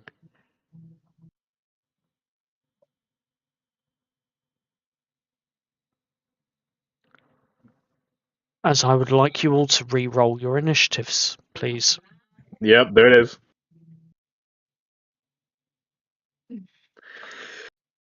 Guys, who's ready to get our asses handed to us again? Speaking of which, Ah, I'm not yeah, I'm not sure the spell. she kicked 1 our asses second, last Jude. time. Yes, Kale. I'm not sure if it's actually pinged by cast bless on 3 people. More during the prep time. During the prep time, absolutely. You cast Bless. It's in chat. It's on Steve, Chris, and Jess at Ooh. 4 minutes ago. Ooh, amazing. Yep. That's advantage, isn't it? So one more roll. The first one was Bless- better, 14. Bless is a D4. D4 on attack and saves. Yeah. Oh man. Yep. Brilliant. So you get D4 to your attack and saves. Initiatives. Vice, the only initiative I don't have was yours. What did you roll, sorry? I think it's 23. 23. That's the max I could get. No, I got a 12 on your initiative. It came up on mine as a nat 20. It also Yeah, came that's up on why I my 20, but then it shows here as 12, which is odd. Yeah, that's weird. Yeah, it rolled as a 20 on screen, but came up as a 12 on the initiative. Yeah, that's why I'm confused. D&D Beyond. I don't mind taking tough. I'm going to check something. One What's second, wrong I'm with just pulling up the game log to verify. It says I mean, it 12. does say it's 12. What's wrong with the dice then? I do not know if it came up on your screen as 20 for 23 and the game log is saying 12. I'm wondering if the dice was cocked. Yes, Probably that the can dice. happen for Yeah. some reason on D&D Beyond. Occasionally it happens, Yeah, but we will go with the trusted roll that was spoken first, that everyone saw and went yes for, and that being the 23. So your initiative is 23. For it's everyone concentrating. else that has rolled, most of you don't seem to have rolled too well at all. Nope. Me, Chris, at the bottom of the list. Let's go. Maybe your reaction is slowed by the fact that you're entering into this room. Maybe something has distracted you. Maybe something shiny. But whatever the case is, Vice, you're the first into the room as you see these two beings ahead of you. You're up first. What would you like to Alright. do? He's just going to look behind him, and I guess that's work with Osiris. They're getting budding inspiration from him as he quickly strums as he gets in. So that's the bonus Ooh. action consume. Mm-hmm. We are good. Yeah. As part of the bonus action, he could punch someone. Codish of Dance. You can indeed. As you look at the mage in front of you, And fingers crossed. That'll be 13 plus 6. That'll be. that's definitely succeeded in hitting. Alright. However, my Oh, monster stat block seems to have stopped working. Yeah, it's lagging a lot. Yeah, it's starting to lag for me quite a bit, and I don't know why.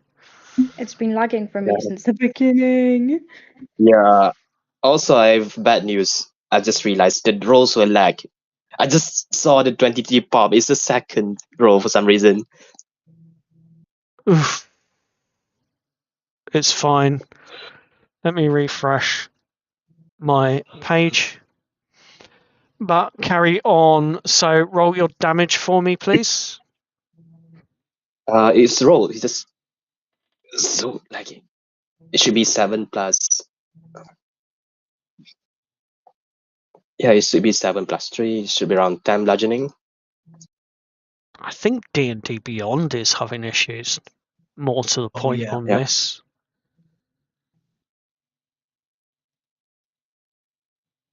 Yep, it just reconnected for some reason.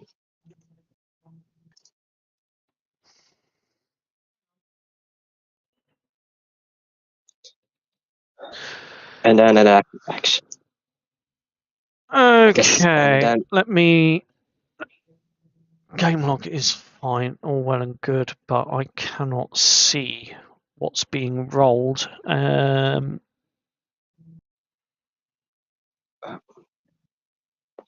seems that D&D Beyond is having problems, everyone. So do bear with us whilst I pull up the campaign and watch the screen. If in the meantime you have real dice at your table, please roll those instead and do the math quick. Alright. Sir, yes, sir. And then we just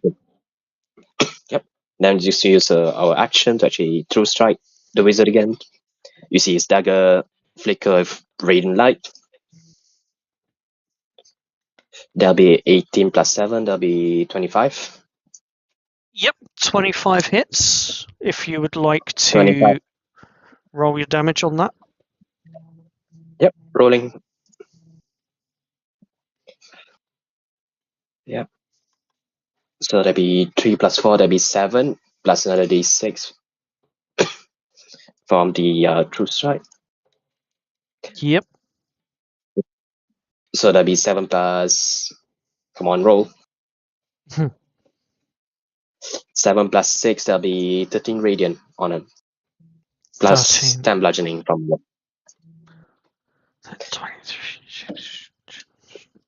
And Osiris gets a d8 on the bardic.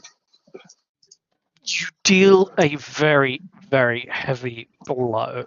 And you can see just from these few strikes that you've made that he is deeply wounded already. Blooded, some would say. Just turn yourself in, have questions with you later. End of turn. Is that the end of your turn? Yep, sadly, I don't want to hold out because The assassin. The assassin grins as she sees your attack. You strike my researched friend.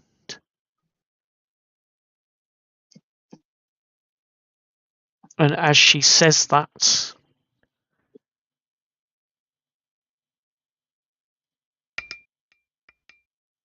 doesn't a dirty 20 hit you, Vice?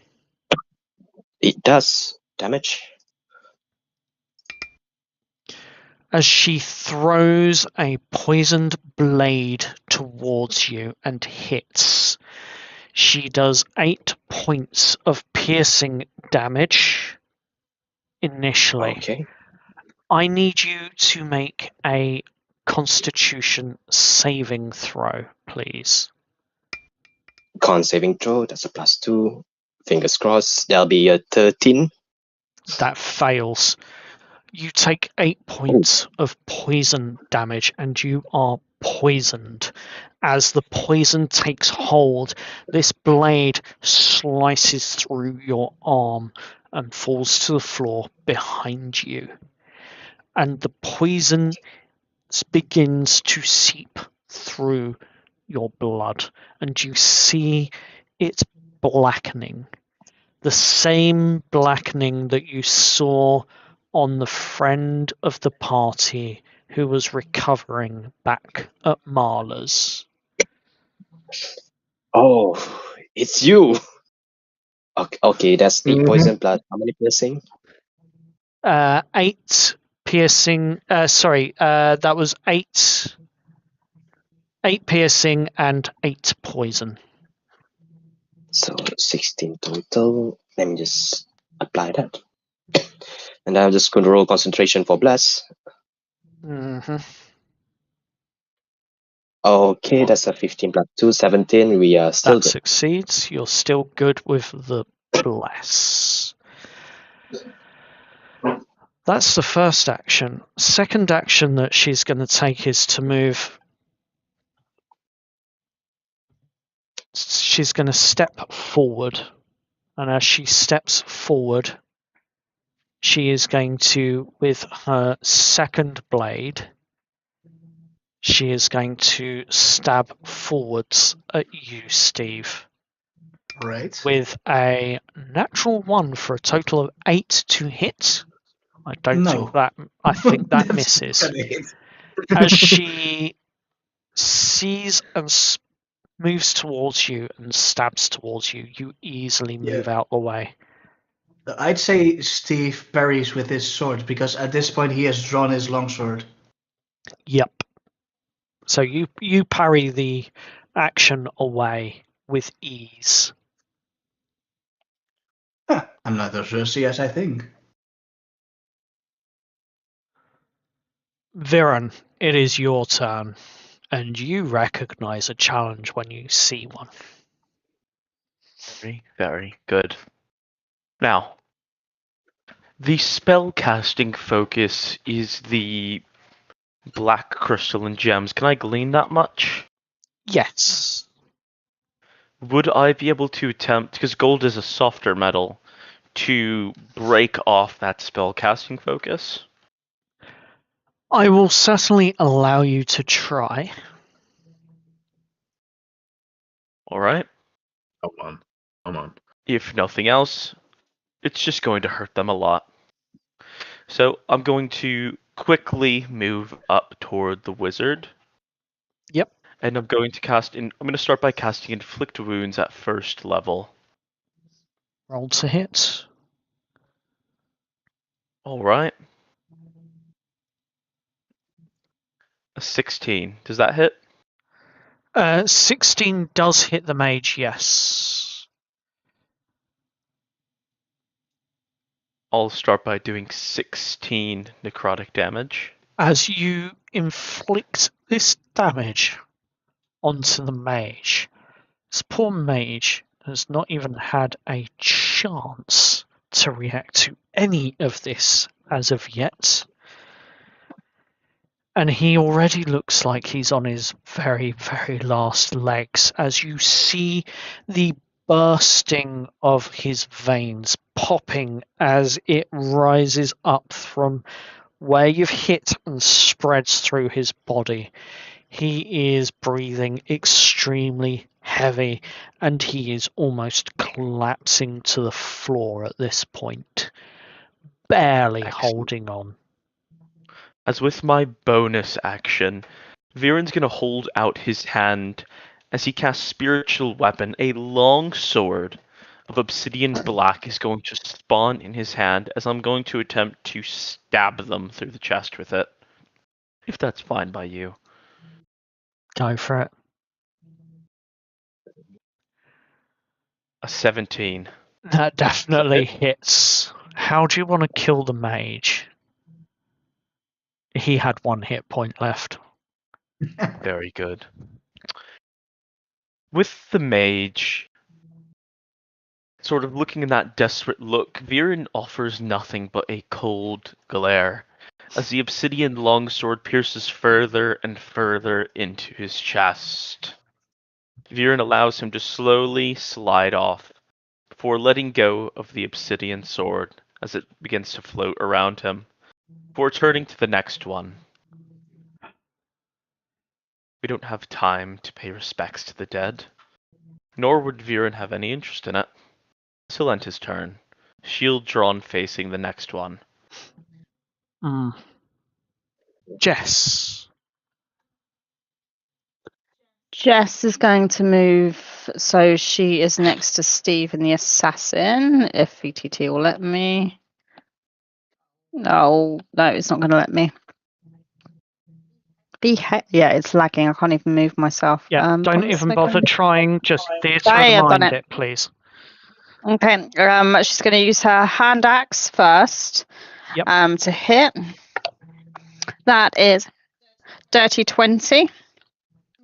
As you swing with your hand axe to hit at the assassin, roll your damage as the swing connects with the hand axe. That's 5 damage. 5 slashing damage.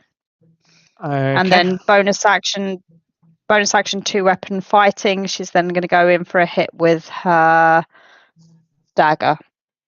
Okay, roll for the attack. That's going to be a miss, probably. 10. Yeah, that misses. She Okay. easily ignores the blade as it goes wide. Mhm. Anything else you'd like to do? No, because I use 2-weapon fighting as bonus, so that's all I can do. Okay, next up is dead, so I'm going to remove that. Aura. Ooh.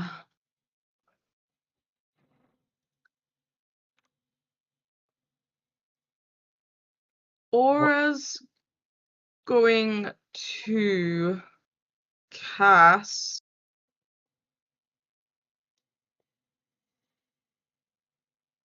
spiritual weapon. Mm-hmm. My last spell slot. My last second level spell slot. I'm gonna ready an action for if anyone's attempting to attack me or Chris, because she feels that Chris is the only person she can trust right now. Fair enough. Would you like to describe your spiritual weapon to our other cleric? Aura's spiritual weapon is a large scythe. And you might think that's odd for someone that's so farmer coded, but it's the scythe that's used for cutting grass. That is used to make things like cake and stuff for the cows. And so it's this large scythe with an extra little bit that she could hold on to if she wanted to. And it's large, it's taller than her, it gives her reach, and it's something that she's used to using.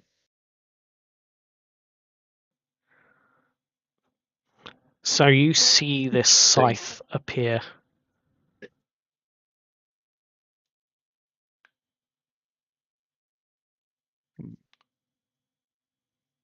Very well. I did genuinely have to consider whether I was going to give her a gun. Gun. Because she's I American. have gun. Yeah. Second Amendment right follows you What's everywhere. that .50 magic missile? Oh my god, yes. So, Aura, you are holding your action for an attack with the spiritual weapon, if you or Chris is attacked, correct? Correct. Okay. And then I will attack in retaliation. Steve, you recognize the assassin Mhm. from that night on the rooftops, the one that stabbed and attacked at Aspen. Yeah, How are you? Steve. Go ahead. How are you reacting to this? Yeah, Steve shivers just a little because he knows what she can do. But he quickly shakes out of himself and he swings his longsword at the assassin. Roll your attack, please. I do have bless, correct? You do, so that is 1d4. Alright, let's see if I need it. Even with bless, I don't think that's gonna make it.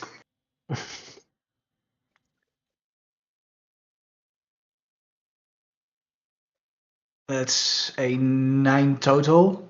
9 total misses, unfortunately. Yeah, I figured. Is there anything else you'd like to do? No, since I made an attack with my sword, I can't cast anything as a bonus action or an action, so that's gonna be my turn. Osiris, you're up. What is the half-orc doing? The half-orc is currently staring absolute daggers at this assassin. Mm-hmm. And he is in werewolf form, going to get on all fours and go into a flanking with Steve. Since Okay. I should be. And I'm gonna start whacking. As you flank with Steve, she's taken aback a little bit by the speed of which you maneuver. around your party, around your friends, and behind her, and she's taken off guard as you gain the advantage on your attack with the flank. He's going to tower over her and make the first attack directed at her face, one of her eyes. He's going to try and hit one of her eyes. Fair enough. Roll to attack, please.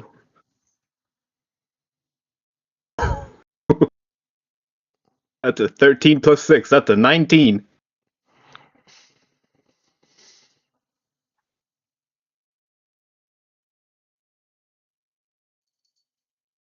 That is indeed a 19, and that does indeed hit as you strike towards her face, trying to poke out one of her eyes with your claws. Roll your damage. That is 1d6 and a 1d4 for lightning damage. 7 damage. As she takes 7 points of damage. And then I have another attack with my bonus action. Mm-hmm. Which is also going to be at advantage. Double 15s. 21 Nice. 21. hits. 21 hits. Roll for your second attack, please. That's 10 slashing damage and 1 lightning damage. So 11 points of damage total. And this one's going for the other eye. As you strike at her eyes, you get some serious slashes down on her face.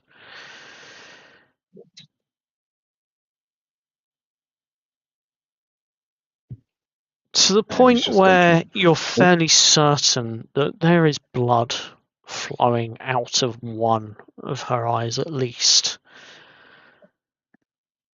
She's definitely wounded. Chris. If the werewolf could smile, he is smiling.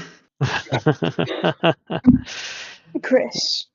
What is our druid doing? So, okay. The assassin, how bloody does she look? I mean, she's still on her feet, but she appears to have been somewhat physically blinded. Okay. At least temporarily. Okay. Okay. Let me just check something. Okay. I am going to turn into a bear. As you decide the best course of action is to change into a bear.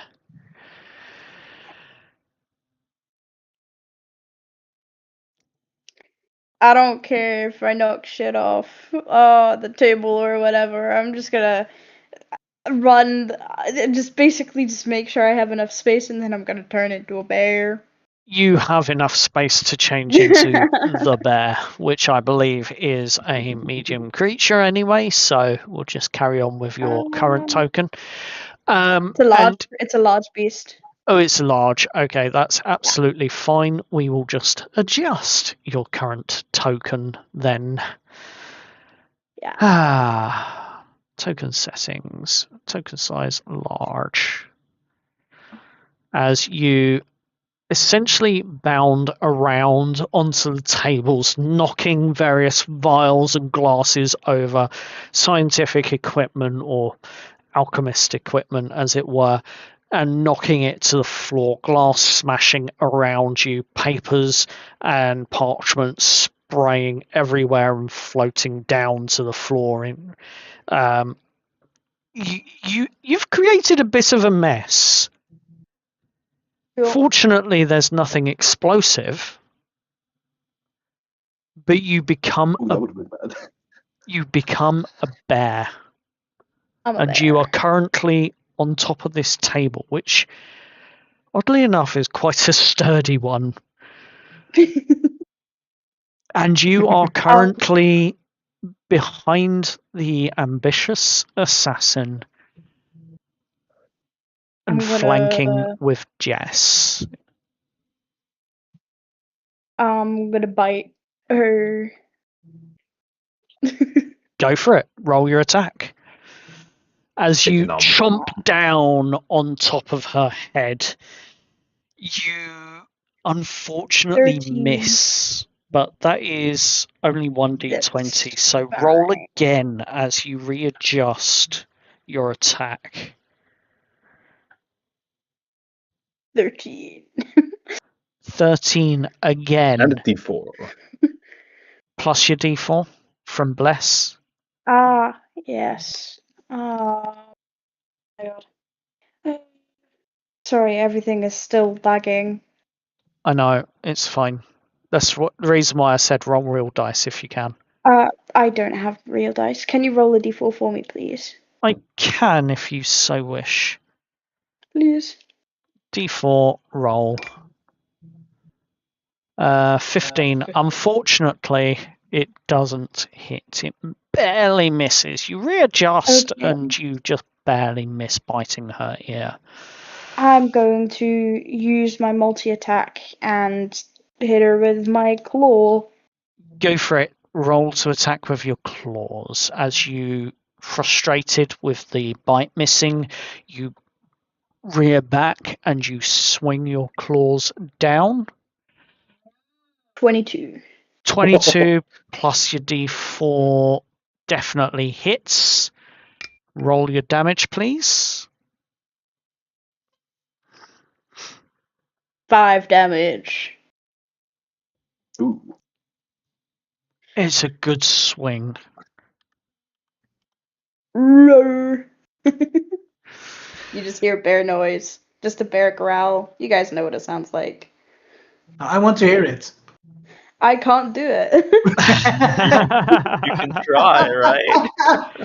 You can try. So one of Not you gonna is a do wolf, it. one of you is a bear. One Yep. of them is a Yep. werewolf. I don't think. Are you a wolf? No, I'm a werewolf. he's a werewolf and you're a bear at the moment. I'm a bear. He's a werewolf. We got a whole petting zoo in here. It is Is the there top. anyone else? It is the top of the round, and as this fight is beginning to ensue, and this assassin is determined to get its claws into you, to kill you off one at a time, and to ensure that the research here is safe at all costs, the room seems to light up. Circular rings around the edges of the room begin to glow with this purple hue. There is symbology and geometric shapes in the floor that begin to glow. I would like everyone to make an intelligence saving throw, please. Ooh. Great at those. Oh, hell yeah. Hell yeah, that's what I'm good at. Oh, marvelous. I should have rolled my normal dice. Net 20, let's go! 7 enemies with bardic. I did not Which roll one? that 20. I just saw that 20 rolled. I rolled. Yeah, that's me. I rolled a 19 with my intelligence bonus added. Ooh. I rolled a 19. I It's rolled not a very on 1 D&D, today. using my own dice. So Chris with the Okay, what was your 16. bardic? I rolled 9. a 16. You Did I did. roll a 16? I need to know what the bardic inspiration I was. did. It's D4 on attack and saves. Attack and D4. Would that really matter here? No, I'm going to save it. No. It would No, not no, matter. I'll save Oh, it. it's always be used. Hmm? Not on a 7, it And- won't matter. Oh, yeah, never mind. Right, for those that have rolled 16 or above, you are saved and safe. For those that have rolled below, so we are talking Osiris, we are talking Viren, we are talking Jess. And sadly, Vice. No. Good heavens. You all take 6 points of psychic damage as what appears to be a sharp, focused bolt of pure knowledge seems to race through your heads. Mathematical algebra, symbology, symbols, and geometric patterns that you do not understand, that you cannot seem to get a grasp of, enters your mind.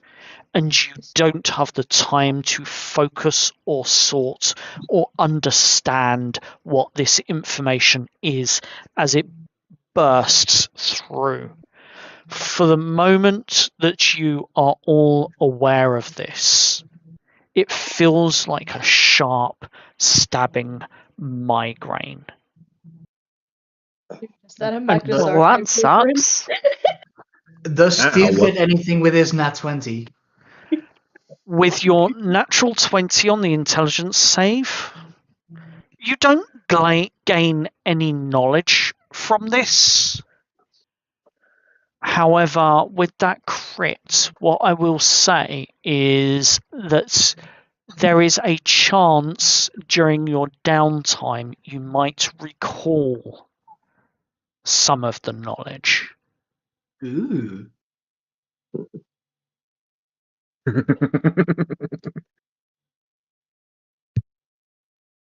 But it is Vice's turn.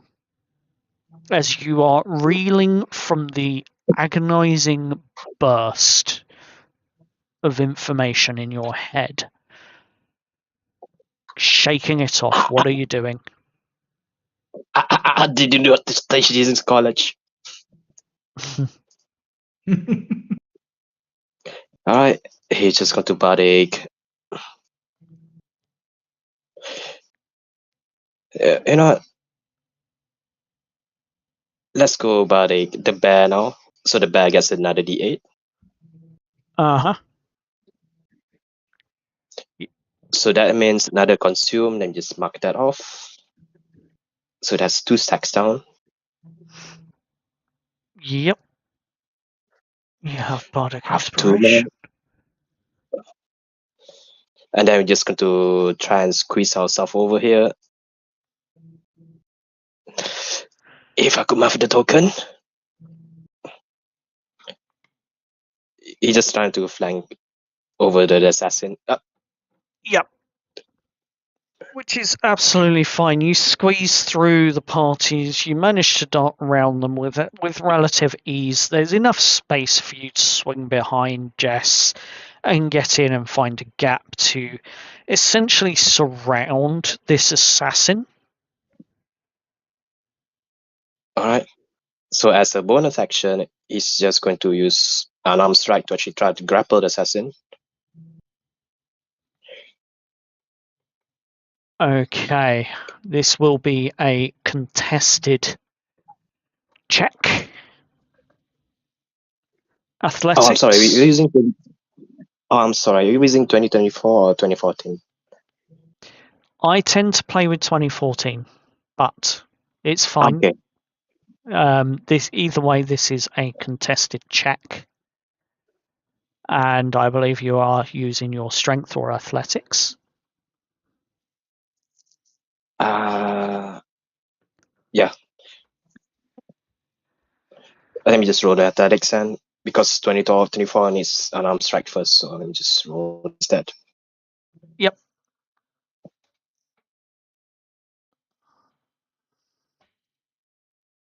Ooh.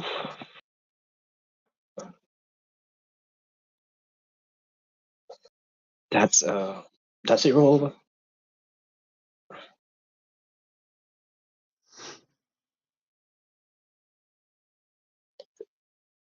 Sadly, that'll be a 6 for the grapple check. Yeah, she shrugs it off essentially as you try to grapple her. And unfortunately, in her step backwards, she manages to evade it. Is there anything else you'd like to do? That's part of bonus session on giving inspiration, so I still have my main action. Yep. To that, we're just going to dagger them. Go for it. Roll your attack, please. Rolling. That'll be a crit. That will be a crit with a nat 20 as you strike with True Strike on your dagger, rolling that natural 20 and hitting the sweetest spot upon her body. How much damage do you do to her as your dagger tears her asunder? I'm just going to roll the crit damage for this. Yep. So that'll be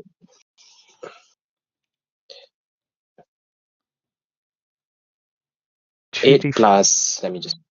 Yep. 2d4. Yep. And then from the True Strike itself,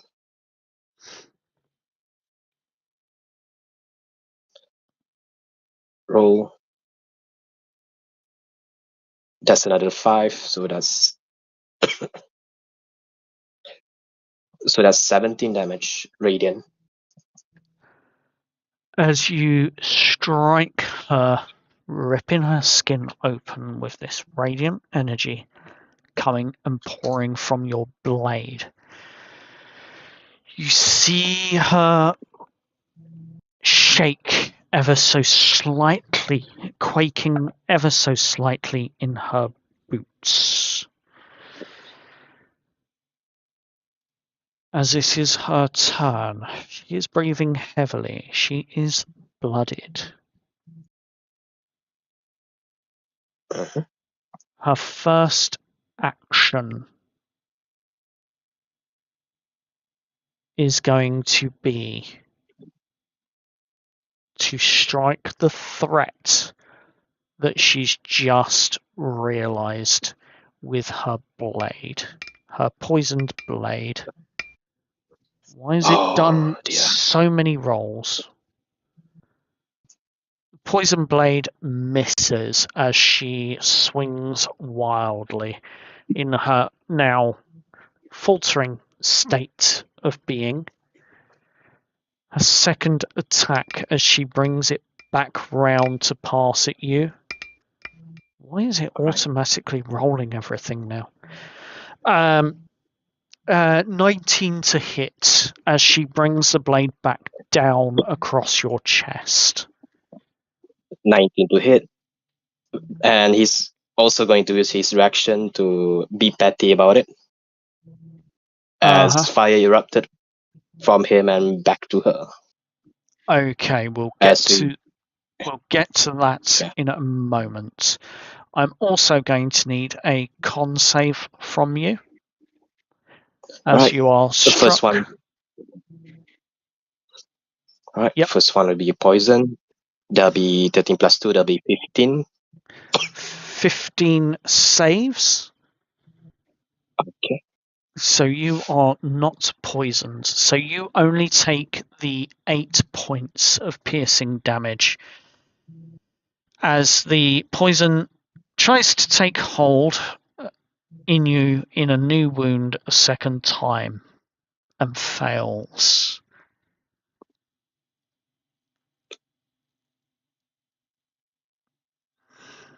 Alright.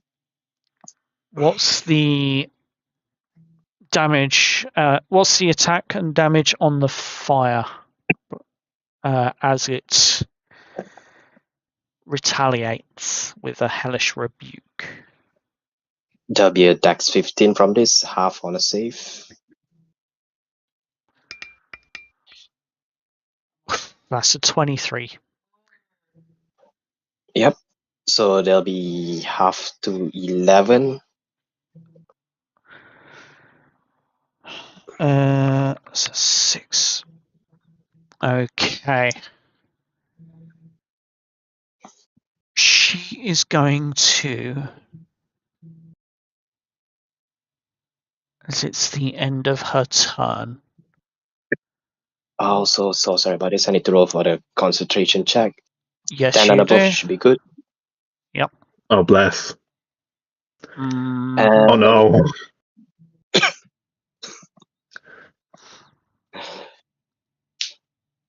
oh well, we tried. did you just lose concentration? Yep. It's not a knife time for her or for me. Yup. Yep. It's As she pain time. is going to use her legendary escape that you have witnessed before. She is going to attempt a vanishing escape. Oh, As a cloud of disorienting smoke and a flash of dazzling light fills a 10-foot cube within 5 foot of her.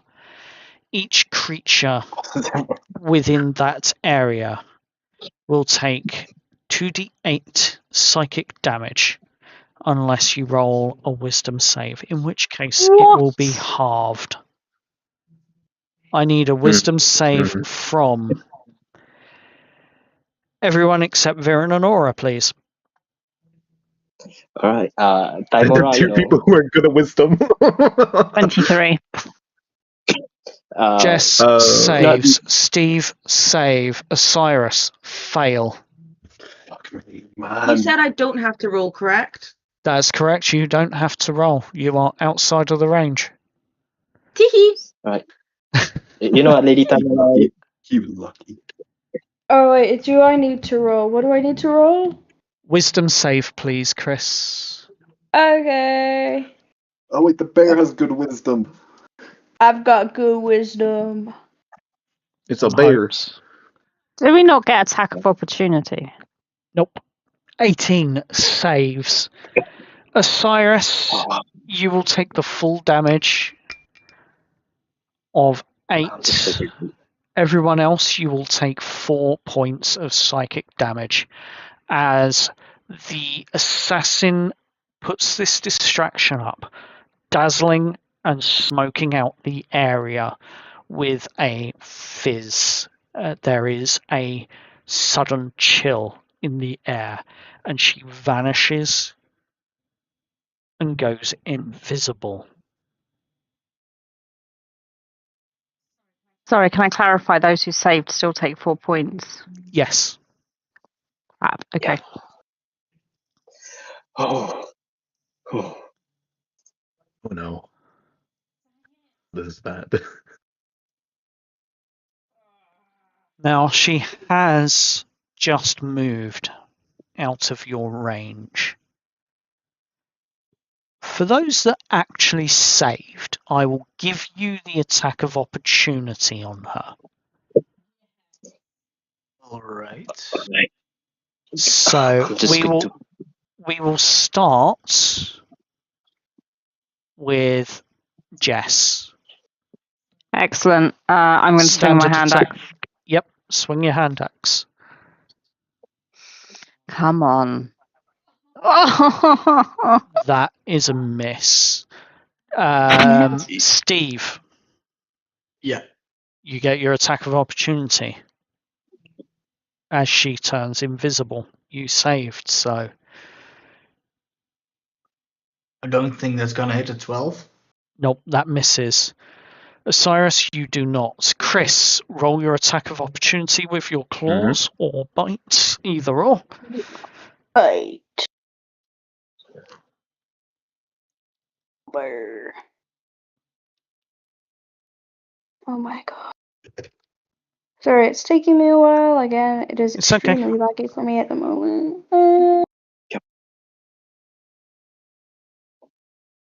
Yes! As Natural Well 20? done. Nice, that's 20. as you crit with an attack as she starts to disappear, How do we do crits again? double the dice. Double the dice. Okay. So it's this plus an extra d8 that if you could roll that. So 2d8 total, yep. Yeah. 2d8 plus 3. Does it double the plus 3 as well? No, it Or- doesn't. It only doubles No. the dice. Okay. So 14 damage. So a total of 14 points of damage as you chomp down on her head as she starts to vanish. That was a good hit and a good strike, and you hear her yelp as she moves away.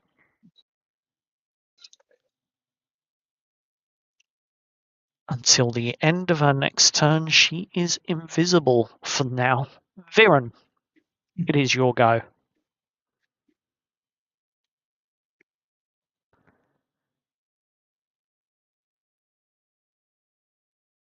Have we lost Viren?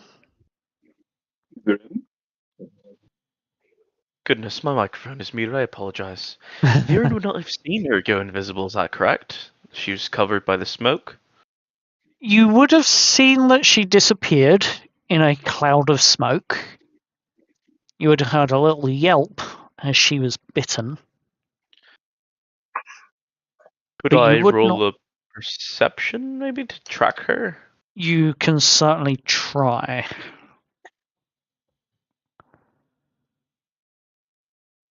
A 5. I think it's a natural 1, actually. Yep. Yeah. That is a natural one, and some of the smoke seems to be irritating your eyes, and they are watering a little bit. Very, very poor. Alright. Is there anything Then. else you would like to do? Did that take an action or a free action, I need to ask? For that perception check, we will say that was a bonus action. Excellent.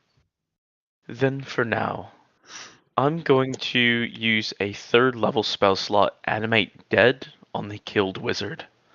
Oh, that's evil. Uh-huh. As I'm going to bring them back for now.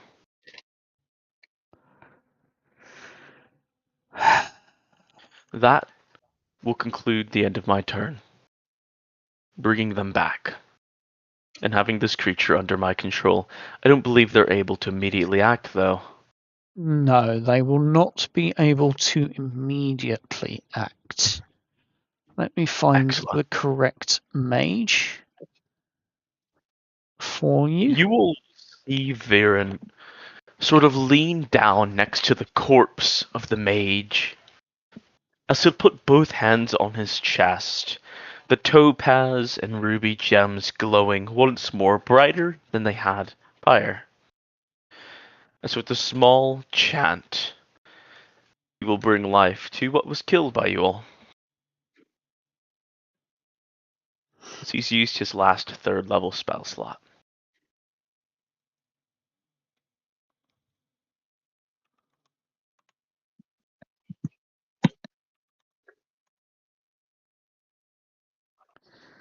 Let me add that to the tracker. It has an... I believe it works after you, doesn't it? If I'm correct. It does. I can use a bonus action to issue a command. At which And it will point, take. yeah, and it will take that command on its turn. In regards to its stack, its hit points are a total of 30. And in terms of spells, detect magic, light, mage armor, mage hand, prestidigitation, 1 fireball. Oh no. Very, Invisibility. very good. and 1 cone of cold. Oh boy. Don't care how big the room is, I cast a fireball. Excellent. As Viren That's has my a line. use for this one, more useful dead than alive at this point, that will end his turn. Okay. Next up, Mage does not guess go yet. Jess. Jess is going to use Eye for Detail to try and spot the hidden creature since she's in hiding. So that's a perception. Yes, And I'll hold please. my action, because if I can see her, then I'll attack. Oh, 22. You definitely spot that she has moved off. And with your Eye for Detail, bear in mind she is still invisible. You realise she has moved away from the main group. Excellent. I'll take my action then and aim my short bow at her. Go for it as you roll. Oh, natural 1. I was going to say she is still technically invisible, though you did spot where she went. Natural 1. There's no point asking for the disadvantage here, as I was about to. But with a nat 1, you loose an arrow, and it just hits the wall behind her. Can I just yell at the party? Can I yell at the party she's over there and point? You certainly can. Aura, you're up. Hello. How far away from me is she? At this moment, although you know roughly her direction on where she's gone, she is approximately 40 feet according to the instruction that was called out by Jess. She is invisible, so you don't know exactly where she is. I am going to pray to my goddess, Shantae. And I'm going to cast Guiding Bolt. With disadvantage, please. With this. Your favorite spell. Okay, so that is. I'm using my dice again. Uh-huh. Is 24 and disadvantage. Oh, a 23. Okay. Roll your damage, please. As Oh, shockingly, this guiding bolt finds its target, whether through divine assistance and prayer or sheer dumb luck. You're not quite sure. It walks a fine line sometimes. But it finds its mark.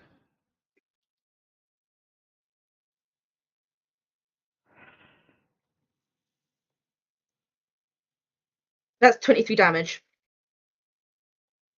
How much? Oh, nice. 23 damage. 23. Yeah.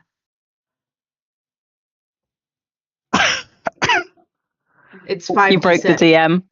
Give me 1 moment, please. You need to check their points. No, she's still alive, but I need to Panic. roll a con save for her, which she that's fails. nasty. And as she comes back into visual sight, you see her being struck from this guiding bolt, and you see her suddenly collapse to the floor, coughing and spluttering from the hit she's just taken. She's still up. Barely. As Steve, it is your turn. I am going to cast Toll the Dead. That's Can you a make a wisdom saving save. throw? I Yep. can indeed. Wisdom. Please be good. 12. And that fails. So since she is missing health, it becomes a D12 of necrotic damage. Yes, it does. And that saving throw? Oh, come on! One damage. Oh, come on! Oh, we're not dead ass. Are we dead ass? It's 1 point of damage. Oh, come on! Oh my lord. It certainly hits. It certainly takes an effect. And you see it strike her. She coughs once again. Oh no. Osiris, I believe it is your turn. And I have to make a wisdom save. I'm below my max. I'm below half HP. Yep, you do need to make a wisdom save. I do. God, if this is below... Like, DC is 8. And I have a bardic. Okay, I'm good. You're good. I'm good. Osiris is going to look back at the party and in a little bit of deeper, do we want her alive? I don't think she's going to tell anything anyway. I don't think she'll say anything either, and she's already almost killed Aspen. And she's almost killed us last time.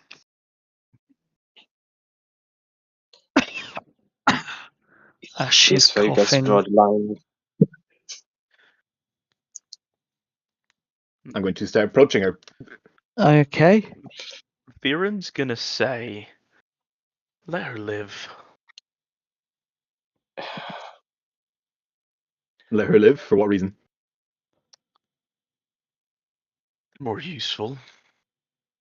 Alive. Yeah. I could force them But to how do you know speak, she's though. not going to pose a risk? Insight check. Break her bones.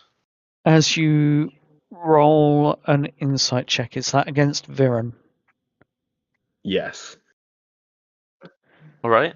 No. This- What is my bardic inspiration, by the way, again? Because I haven't used it yet. It's a D8. It has the ability D8? check, attack roll, saving throw. Yeah. Oh, come off. Fuck. So what do I need to roll? I can tell you that Viren's telling the truth. That's a 12. So Viren has been rather expressionless throughout most of these encounters, but he seems to be telling the truth now, as far as you can perceive it, but there's been so little exposure to different mannerisms from him so far. You're not really sure where that line is drawn between truth and a lie. Mm-hmm. Cool. I'm going to... I say we at Jess least being a knock her. psychologist, would she know? What, if Viren Mm, is telling the truth or not? Yeah, because she's used to like patients lying to her and things. I mean, yes, but it was in that moment. I'm not going to allow you the insight check at this point because Fair enough. this is situational, and it was Osiris who is determining his action at this moment. going to grapple Fair her. enough. I'm going to pin her down, take away her blades, and just attempt to, like, kind of like how how a big ball around, because she is a gnome, right? No, she isn't a gnome. She's just small. She's a pint-sized being. Oh. Is she a child? Please tell me she's not a child. No, she isn't a child. She is a halfling. Oh, I'm just gonna grapple. I'm just gonna like huge furball grapple.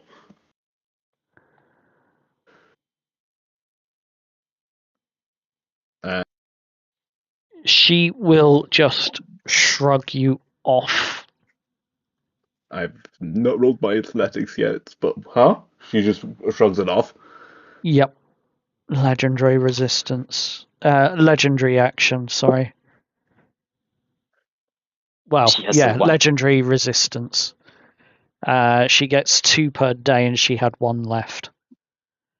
She is going to shrug off your grapple. In her weakened state, she is going to muster the strength and brush you off. Cool. I'm just gonna use my bonus action to just whack her then non-lethal damage. Non-lethal damage. I'm glad you stated that. Roll to attack. Yup.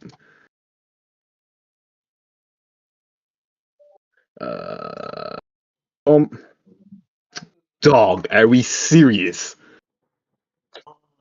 She wasn't prone, so.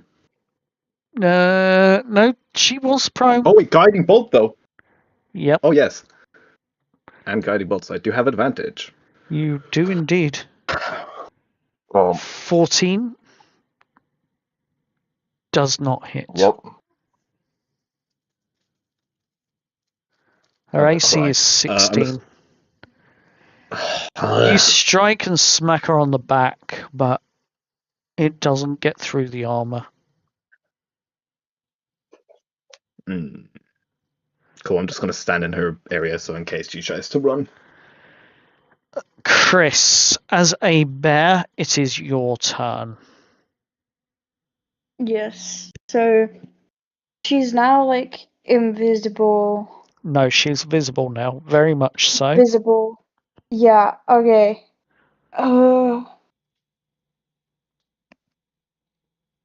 Okay. I will go and try again then. Oh, do I have bardic inspiration? You do have one, yes.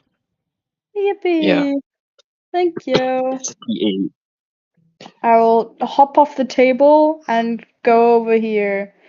So, can I get flanking with?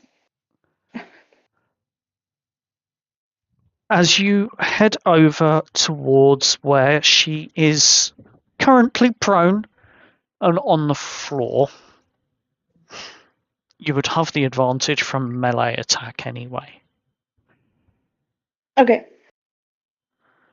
As I you leap will. off the bench and move across, roll your attack. Yeah.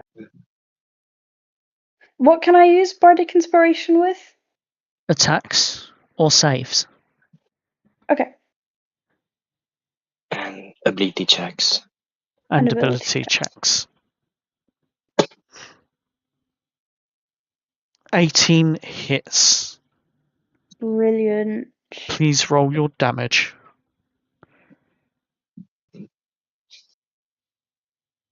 9 damage. How do you want to do this? Yeah. I I don't know. Oh, hello, Maeve. How violent do I want to get with this? I'm a bear, so I don't know.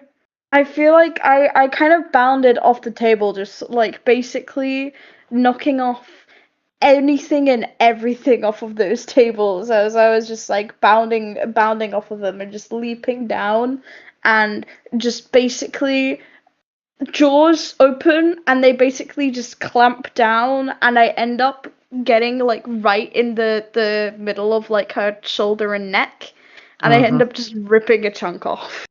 As you rip a chunk off, you see the blood splay against the wall behind her as it begins to pour out, and she collapses on the ground, dead. I immediately spit it out, and then you just see the bear just being like, "Bleh, bleh, bleh."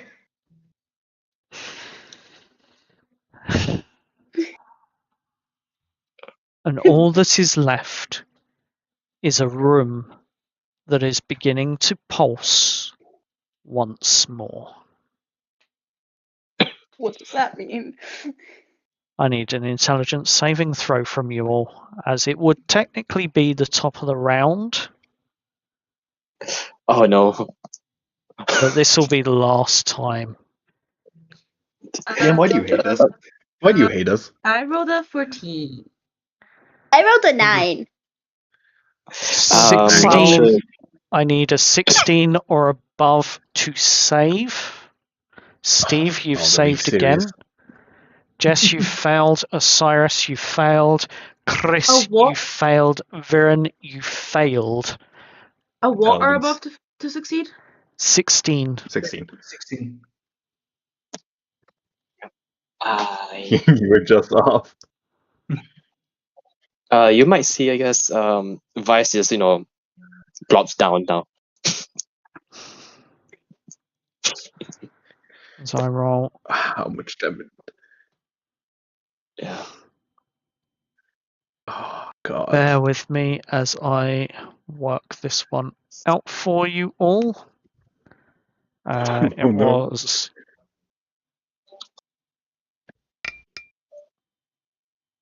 7 points for everyone that failed. 7 points of psychic damage as this burst of knowledge and intelligence seemingly erupts in your minds once again. This time, not so much a short migraine, but more like that of someone having an epileptic seizure. Everything seems to become like dancing bright lights, causing you to go into a shock of sorts.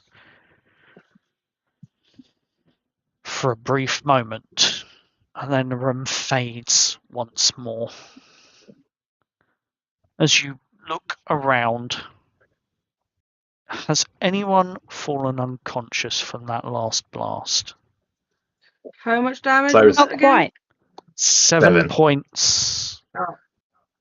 I'm Yeah. fine. Vice has. Cyrus did. Yeah. As you look around, you see Vice collapse to the floor from this information overload.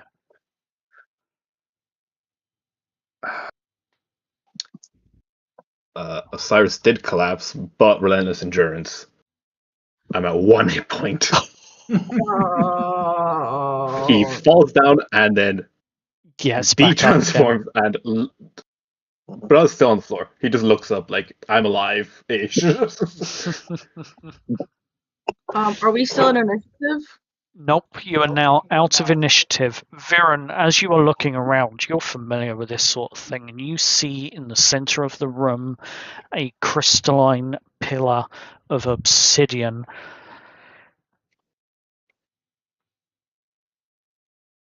What are you going to do Oh, with it? How large is this pillar? It stands about 3 foot from floor to about the Not top of the removable? one of the desks. Not removable, but definitely destroyable, and definitely seems to be the source of this burst. Right. Viren, with now a scowl on his face after the assassin had been executed despite his wishes, is going to move over to the pillar. Can I attempt to break it? Or in You some can. way? Okay. Alright. With my spiritual weapon having dissipated now, he's going to grab the mace on his belt pouch and he's going to just strike it. Go ahead. Roll your attack.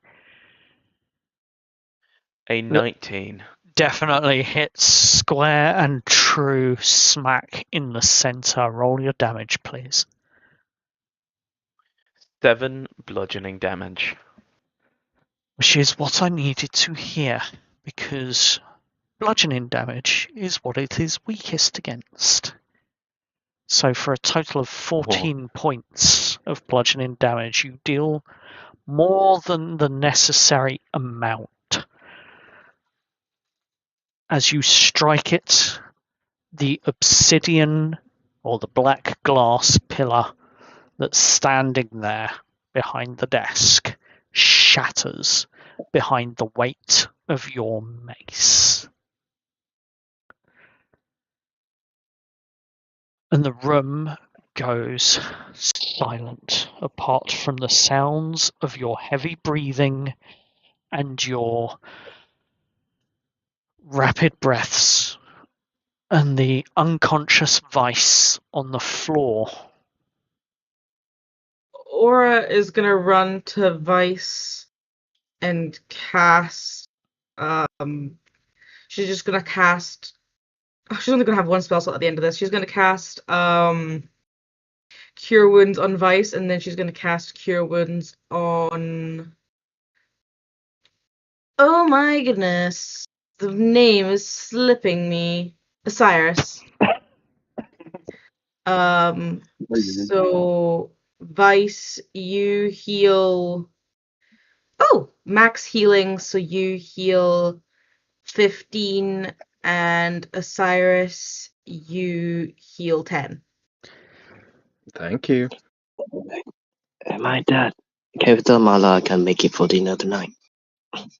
You are not dead, thankfully. He's joking. He's just joking.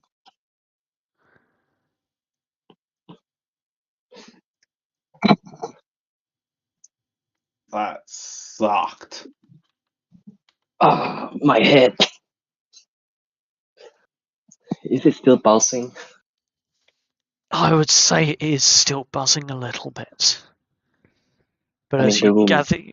as you gather your breath, as you gather yourselves, it is here that you now have access to this room.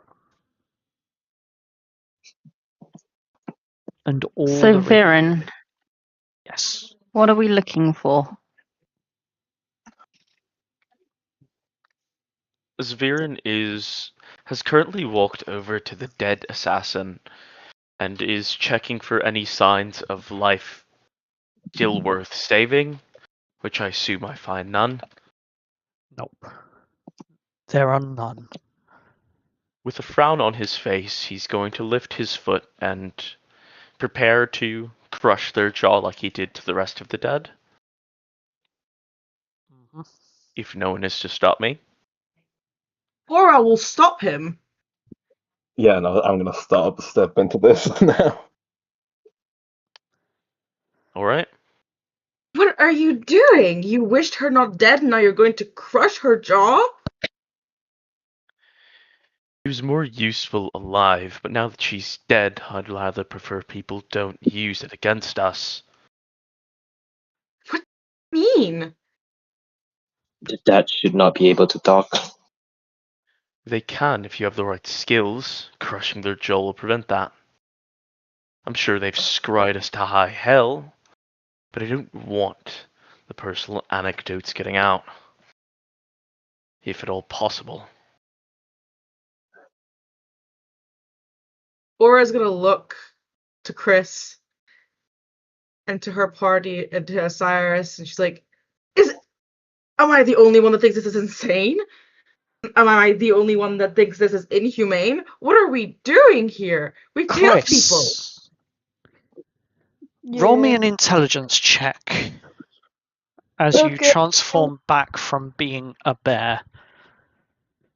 Okay. Just a No general longer check. bear. Yep, this is an intelligence check.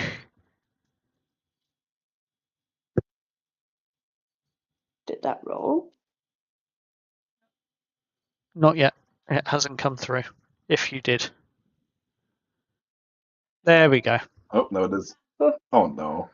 On a 13, you recall something from the Of Dice and Destiny play tome book. A spell.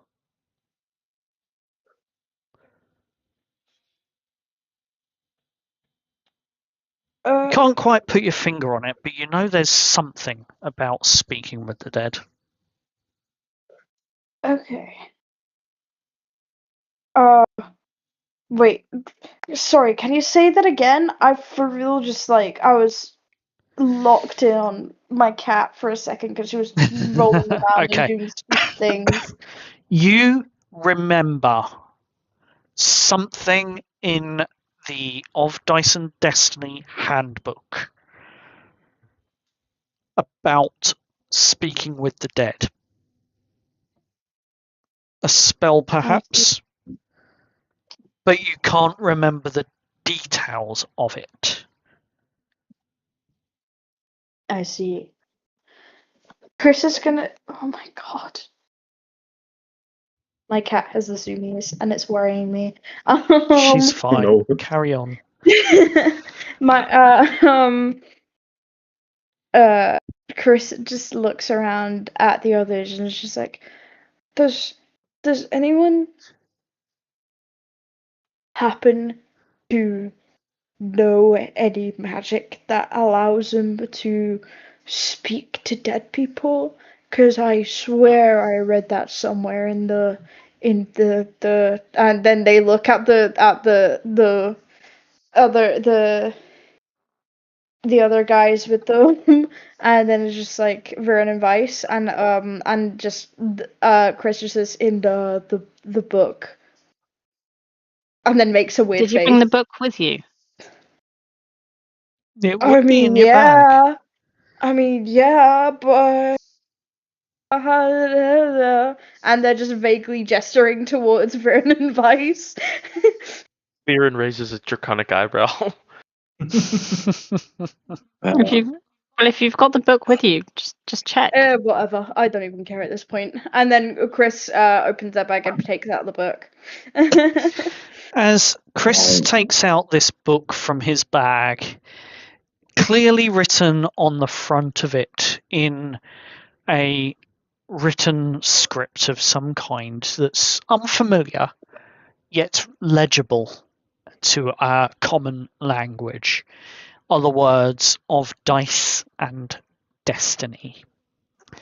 Viren and Vice. Vice, maybe not so much, but Viren, you would be aware of certain legacies and prophecies of the world. Roll me a religion check, please, Viren. About religion, a 16. On a 16, you are aware of the prophecy of Dice and Destiny. But as you are looking at this book, as the pages are printed in a weird font you've never seen before, with a weird ink on very strange paper, rather than parchment or any other common form of writing sheets. Words somewhat are jumbled on different pages as Chris flicks through the book. But there are some pages where the words are crystal clear in a common tongue, as it were. And eventually he falls upon a page where wizards and spells, magic, and there it is, under his finger, the spell Speak with Dead. Yeah, speak with dead. Anyone know it? Oh yeah. What is that Not book? yet. This book is a crazy, weird book that you're not allowed to touch. Otherwise, you're gonna explode. Roll a deception check my with God. disadvantage, please. Yeah, can I I want to invite be that like, god? Beard's That, almost inclined to believe you initially. He's like, before he thinks about it. No. Nope. On that one, no. Viren's gonna get what are closer, they? his undead aide behind him. He's not gonna reach out to touch the book, respecting I your didn't claim. get. Wait, when did I get a nat one? I didn't get a nat one. Oh, that was an intelligence check. It's fine. Roll I roll got your 14 second. plus 2. I got a 16. Both of them Yeah, were 14 plus 2. both of them. Okay. Alright, do we re-roll? Because I've got a +7 to insight. You can roll an insight then. Okay, no, because I had gotten a 16 on that insight before. That's what I'm saying. Oh, right. Meets it, beats it. So, yeah, no. You see through the lie. Viren's Just. walking over. Chris, Getting close to Chris puts the book to their chest, and This- starts turning away. What you got there? Just a book. I'm going to walk up beside Chris. It's just a book. And Standing in how front tall of is he? him. How tall is he? Viren is around 6.5 feet tall. Cool. A very Chris large is- dragonborn. Chris is like 5'8". As Viren's no. right in Chris front of is you, sort of gonna looking turn down. around and it's just gonna hold it just against their chest and just like, it's just a book, really. Seems like a rather interesting book. I mean, Wanna have a yeah, look? but it's my book, so. I mean, you could just Oh my show me the God. book, couldn't you? I mean, you'd already shown the pages. I mean, I could, but I also don't want you to explode, so. Well, as he's looking down at the draconic scales, well, I've already exploded a few times. I'm sure this couldn't be as bad as the first. Yeah, but like you're I gonna should like never enter a like, room with the anti wizard. Yeah, but if you explode, then like what, it could mix with weird stuff in the room, and then we'll all explode or something. I mean, sure, but I mean, the weirdy, schmeardy magic stuff could really do a number on us right now. But I'm just so curious. Aura walks up behind Chris. More emotion gets in Viren's face as he has a very curious looking smile. I'm getting in between these behind two. Chris and puts a hand on Chris's shoulder. Chris is really bad at saying things, but you're not allowed to touch the book. You're not allowed to touch the book for our safety and your safety. It's my book. Yeah, no, that's not your book to touch. Viren's expression is going to neutral out again. Fine. Thank you. As he's Mate, very look, clearly trying to conceal genuinely, curiosity. All my genuineness I can muster, like I would show you it, but then everyone else around me is gonna get mad, and your brain is probably gonna explode anyway. Oh my brain exploding, that'd be horrible. Yeah. I'm gonna look at Chris and just deadpan ask, are you a prophet of some kind? I mean, I wouldn't say I am, but basically. Oh my Insight? God. Can I roll an insight on that? You can roll an insight on that. I 21. hate to yeah, interrupt, like Frank, Chris but said, they wouldn't call themselves a One sec. prophet. So, what was that? Sorry, Vice? I hate to interrupt, but should we do this out of this room before our mind get taken again? I've already handled that. You see the obelisk in the middle has been crumbled. Yeah. With Question, that Ian. 21, yes. As this is going on, can Steve do a investigation check on the table? Yes, you can. Whilst this commotion is going on, I would say Get everyone those else is spell distracted, papers. and you get a good look He's gonna and a get the good goods. investigation off. So roll your investigation check with a natural Let's say 20 for that's 28. a force Come on. 20 I rolled today. TM, or even Viren and Vice, do they know we're not from this world? Not yet.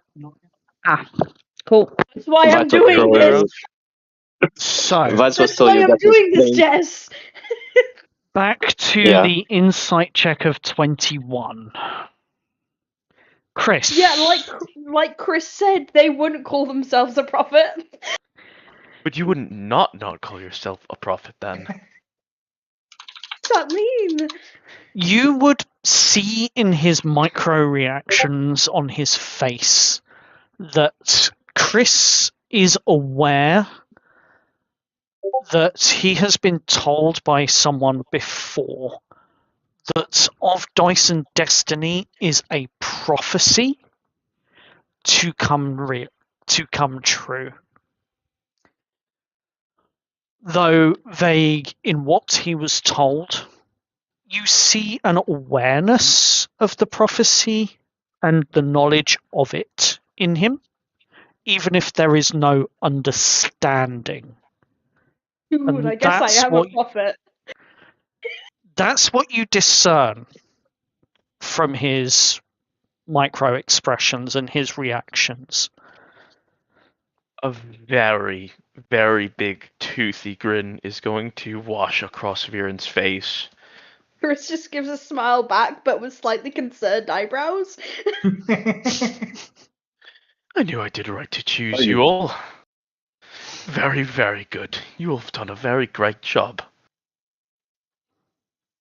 Thank you. Viren's smiling. Now, Meanwhile, Chris is just going to investigator Steve slowly is at put it. the book back in my bag. Yep. as Viren's going to grab the journal he had nabbed earlier off his belt pouch. Here, why not add another one to your collection? It might be of use to you Oh, and your non-prophet-esque activities. thanks. I'll take it. Yeah. Okay, you can add a red journal to your inventory. I will tell you now that that red journal, if you wish to read it, is probably going to take the mind of the wizard and approximately 3 weeks Oh my god. to read thoroughly.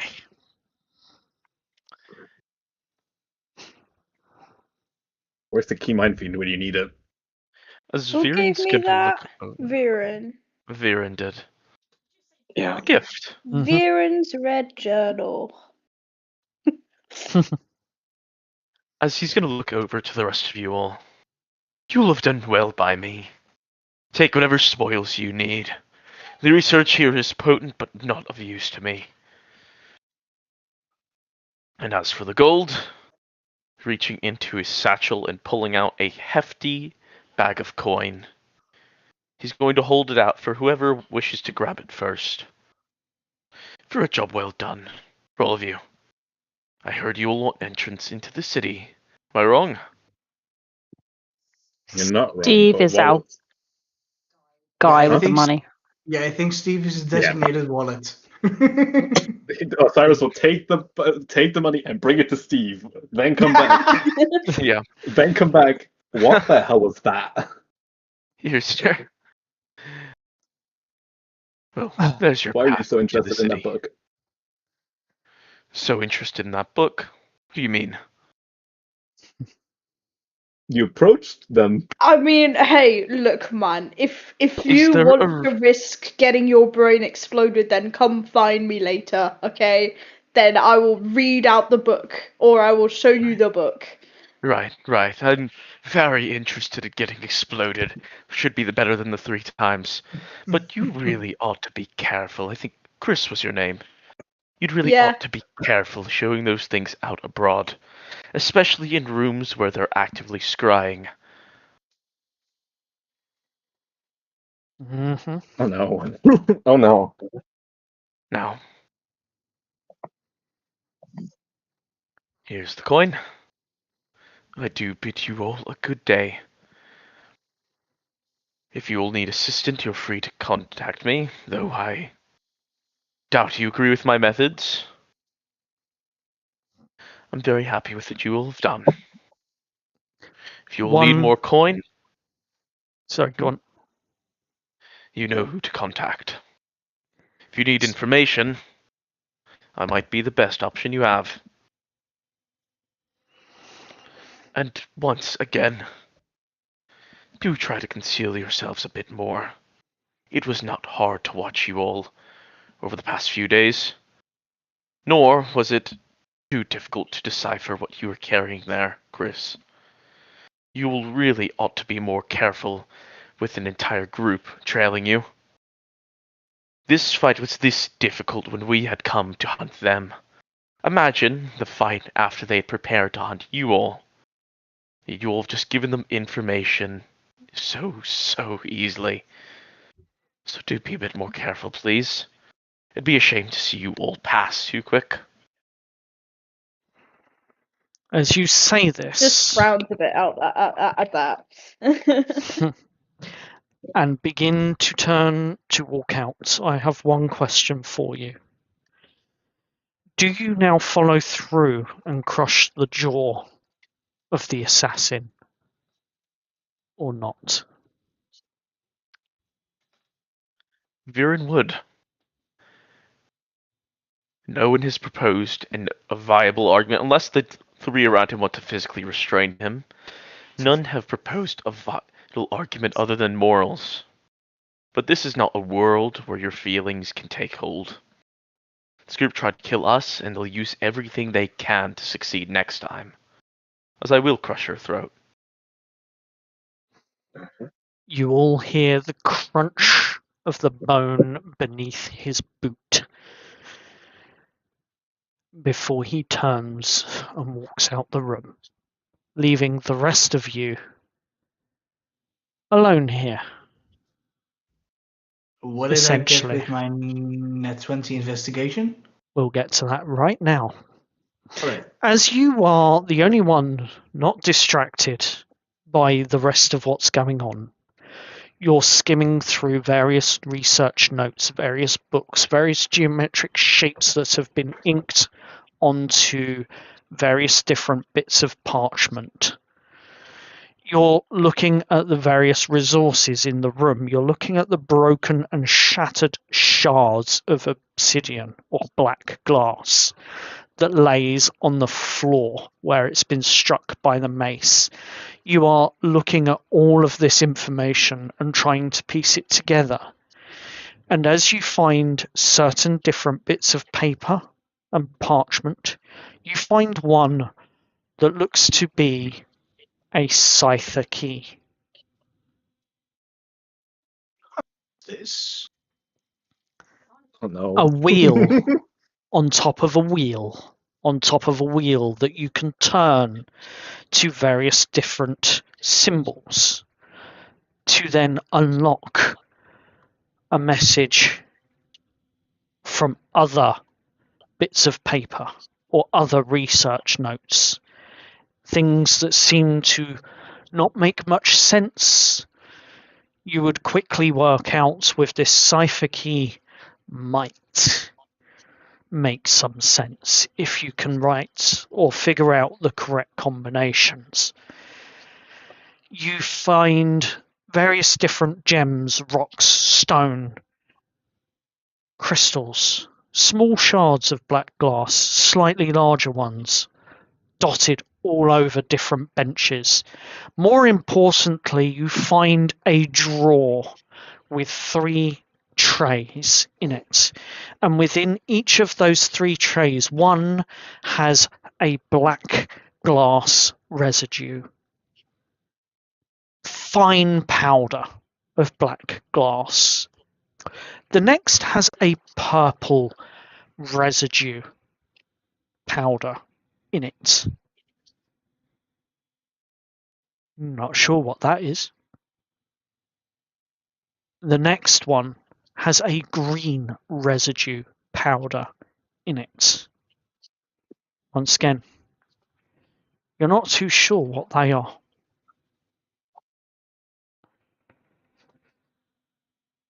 The purple one is shiny. The black one is shiny. The residue powder. The green one, slightly dulled.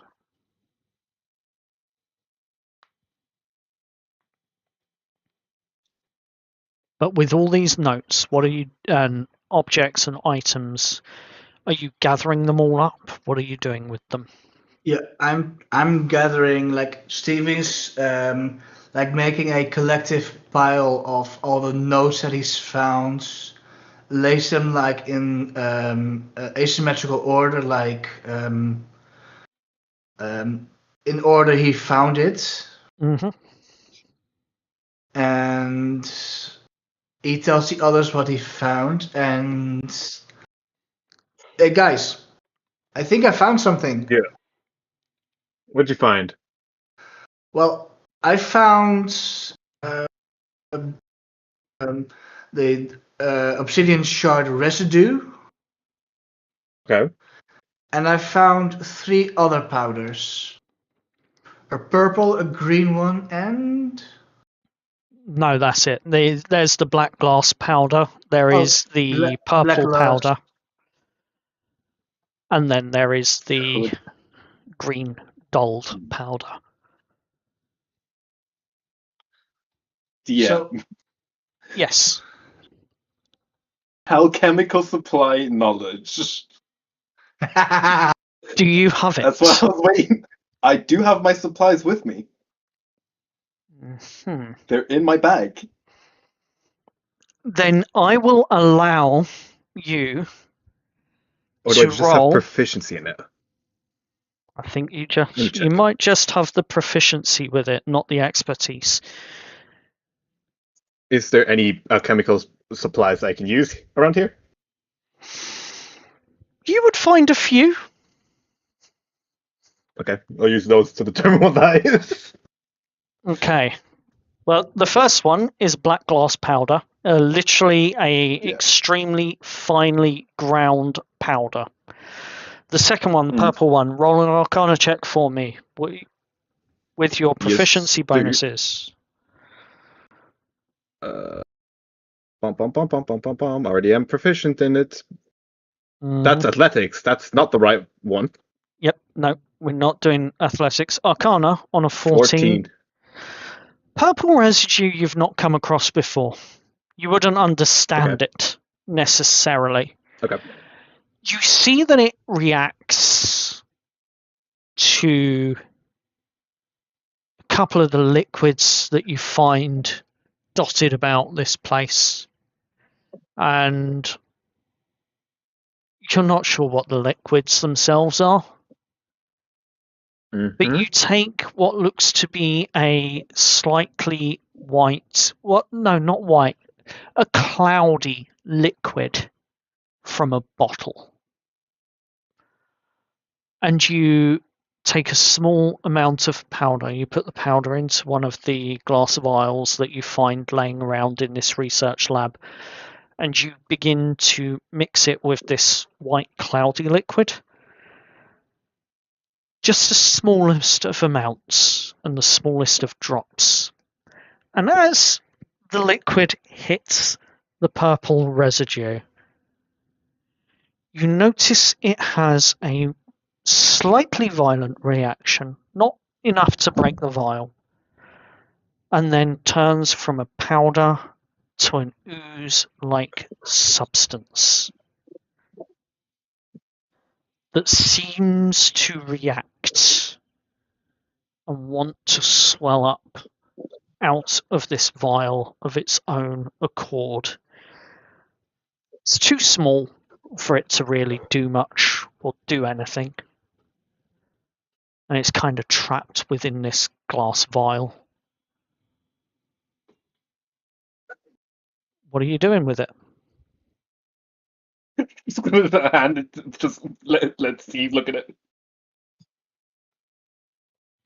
He's handing you a vial with an oozy, tiny, oozy-like purple substance that seems to be moving of its own accord, Not with any will or intelligence or anything like that, but it's definitely moving around in there now. Right now, I know that Spec is thinking, what the fuck is this? Because he's met this in City of Viridia.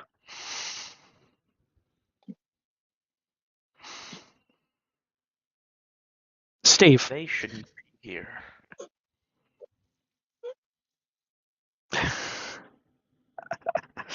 Sorry, my mic was muted. Uh-huh. So you're being handed this glass vial. Sorry. Yeah. Is it like glowing in any way?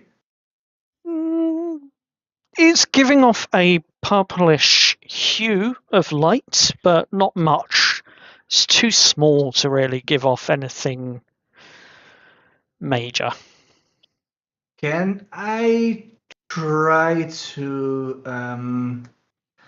hold the papers I found in front of it, see if anything will show up?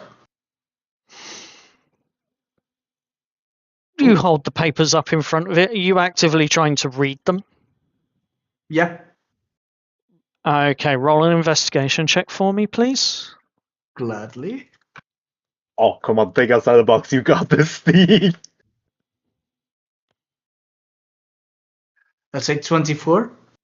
On a 24, as you hold up sheet after sheet after sheet trying to make a match, you find one that references a purple residue.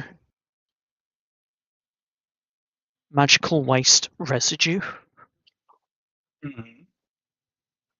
Waste residue. And you see the symbol next to it.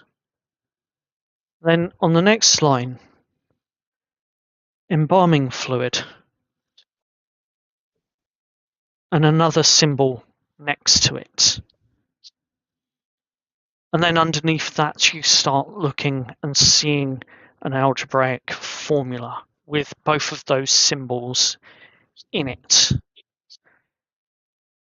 With your investigation and your knowledge, you determine that the mixture of this purple powder, this purple waste residue, and embalming fluid is causing whatever this ooze is to come into existence. Seemingly mindless, but still has life of its own.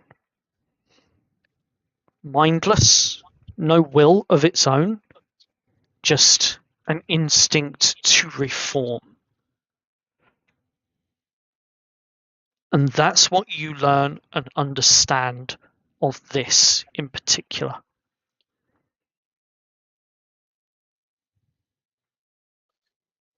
Steve will grab a piece of parchment from his bag and writes down like the formula, what it is, what it does, and he takes a few vials from. I assume there's still a few vials left in the area. There are.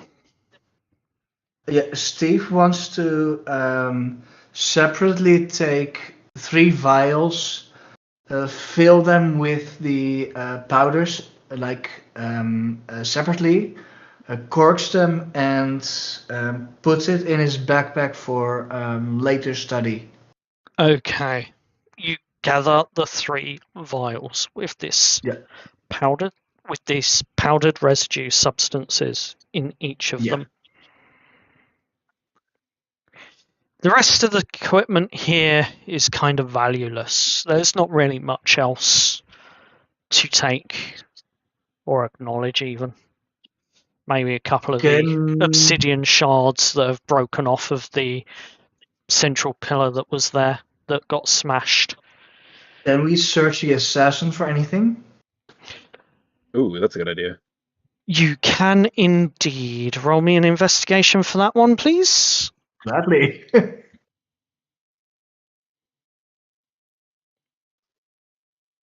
let's say 14. Okay.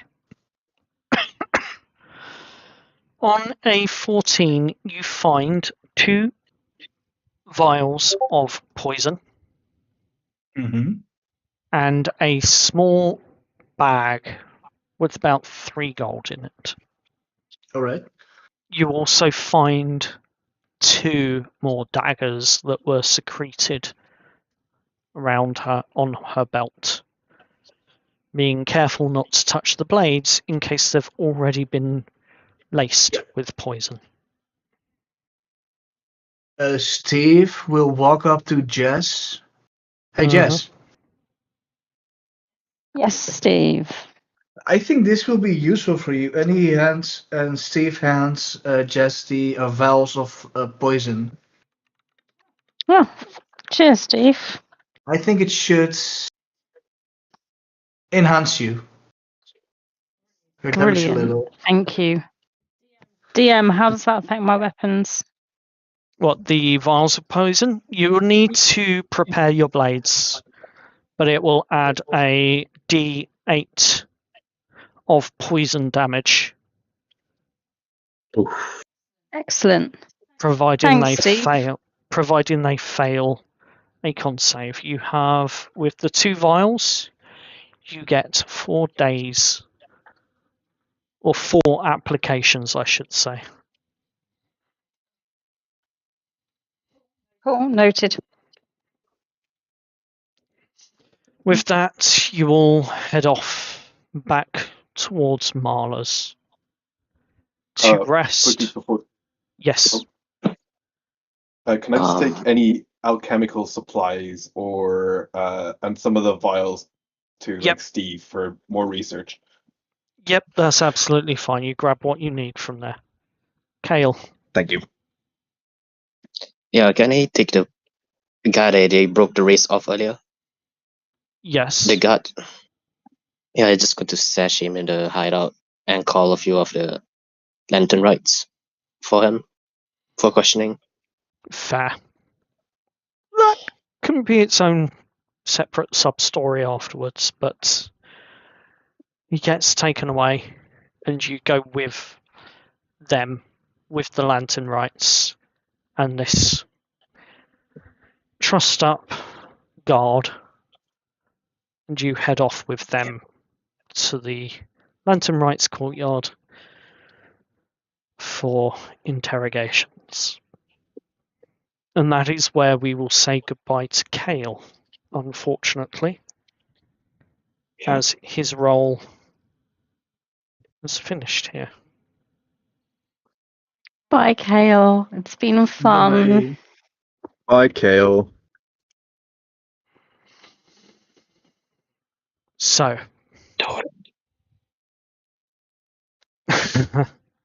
with that, the party heads back to Marla's for the evening and for the rest of the evening. And you take a well-earned long rest. And you all get to level up. Ooh. Yes! Yes. For those that are level 3, which should be the entire party, you get level 4. And once again, Chris and Lou are not here to hear this, as they had to drop off before we could all say goodbye at the end of that session. So I'm going to say goodnight to our viewers and listeners. Thank you for staying on. Slightly longer session today. The Spotify and YouTube cuts, YouTube will stay as is. Spotify will be shortened down with a lot of the white spacing taken out. So if you want a slightly shortened version, listen and keep an eye out and subscribe to us on Spotify. And Of Dice and Destiny is released every Wednesday. For everyone else, whatever your dice is, whatever your dice rolls, whatever your destiny is We hope you have a great weekend, and we'll see you, the viewers, back here on Tuesday for City of Viridia. Bye! Bye. Bye. Bye.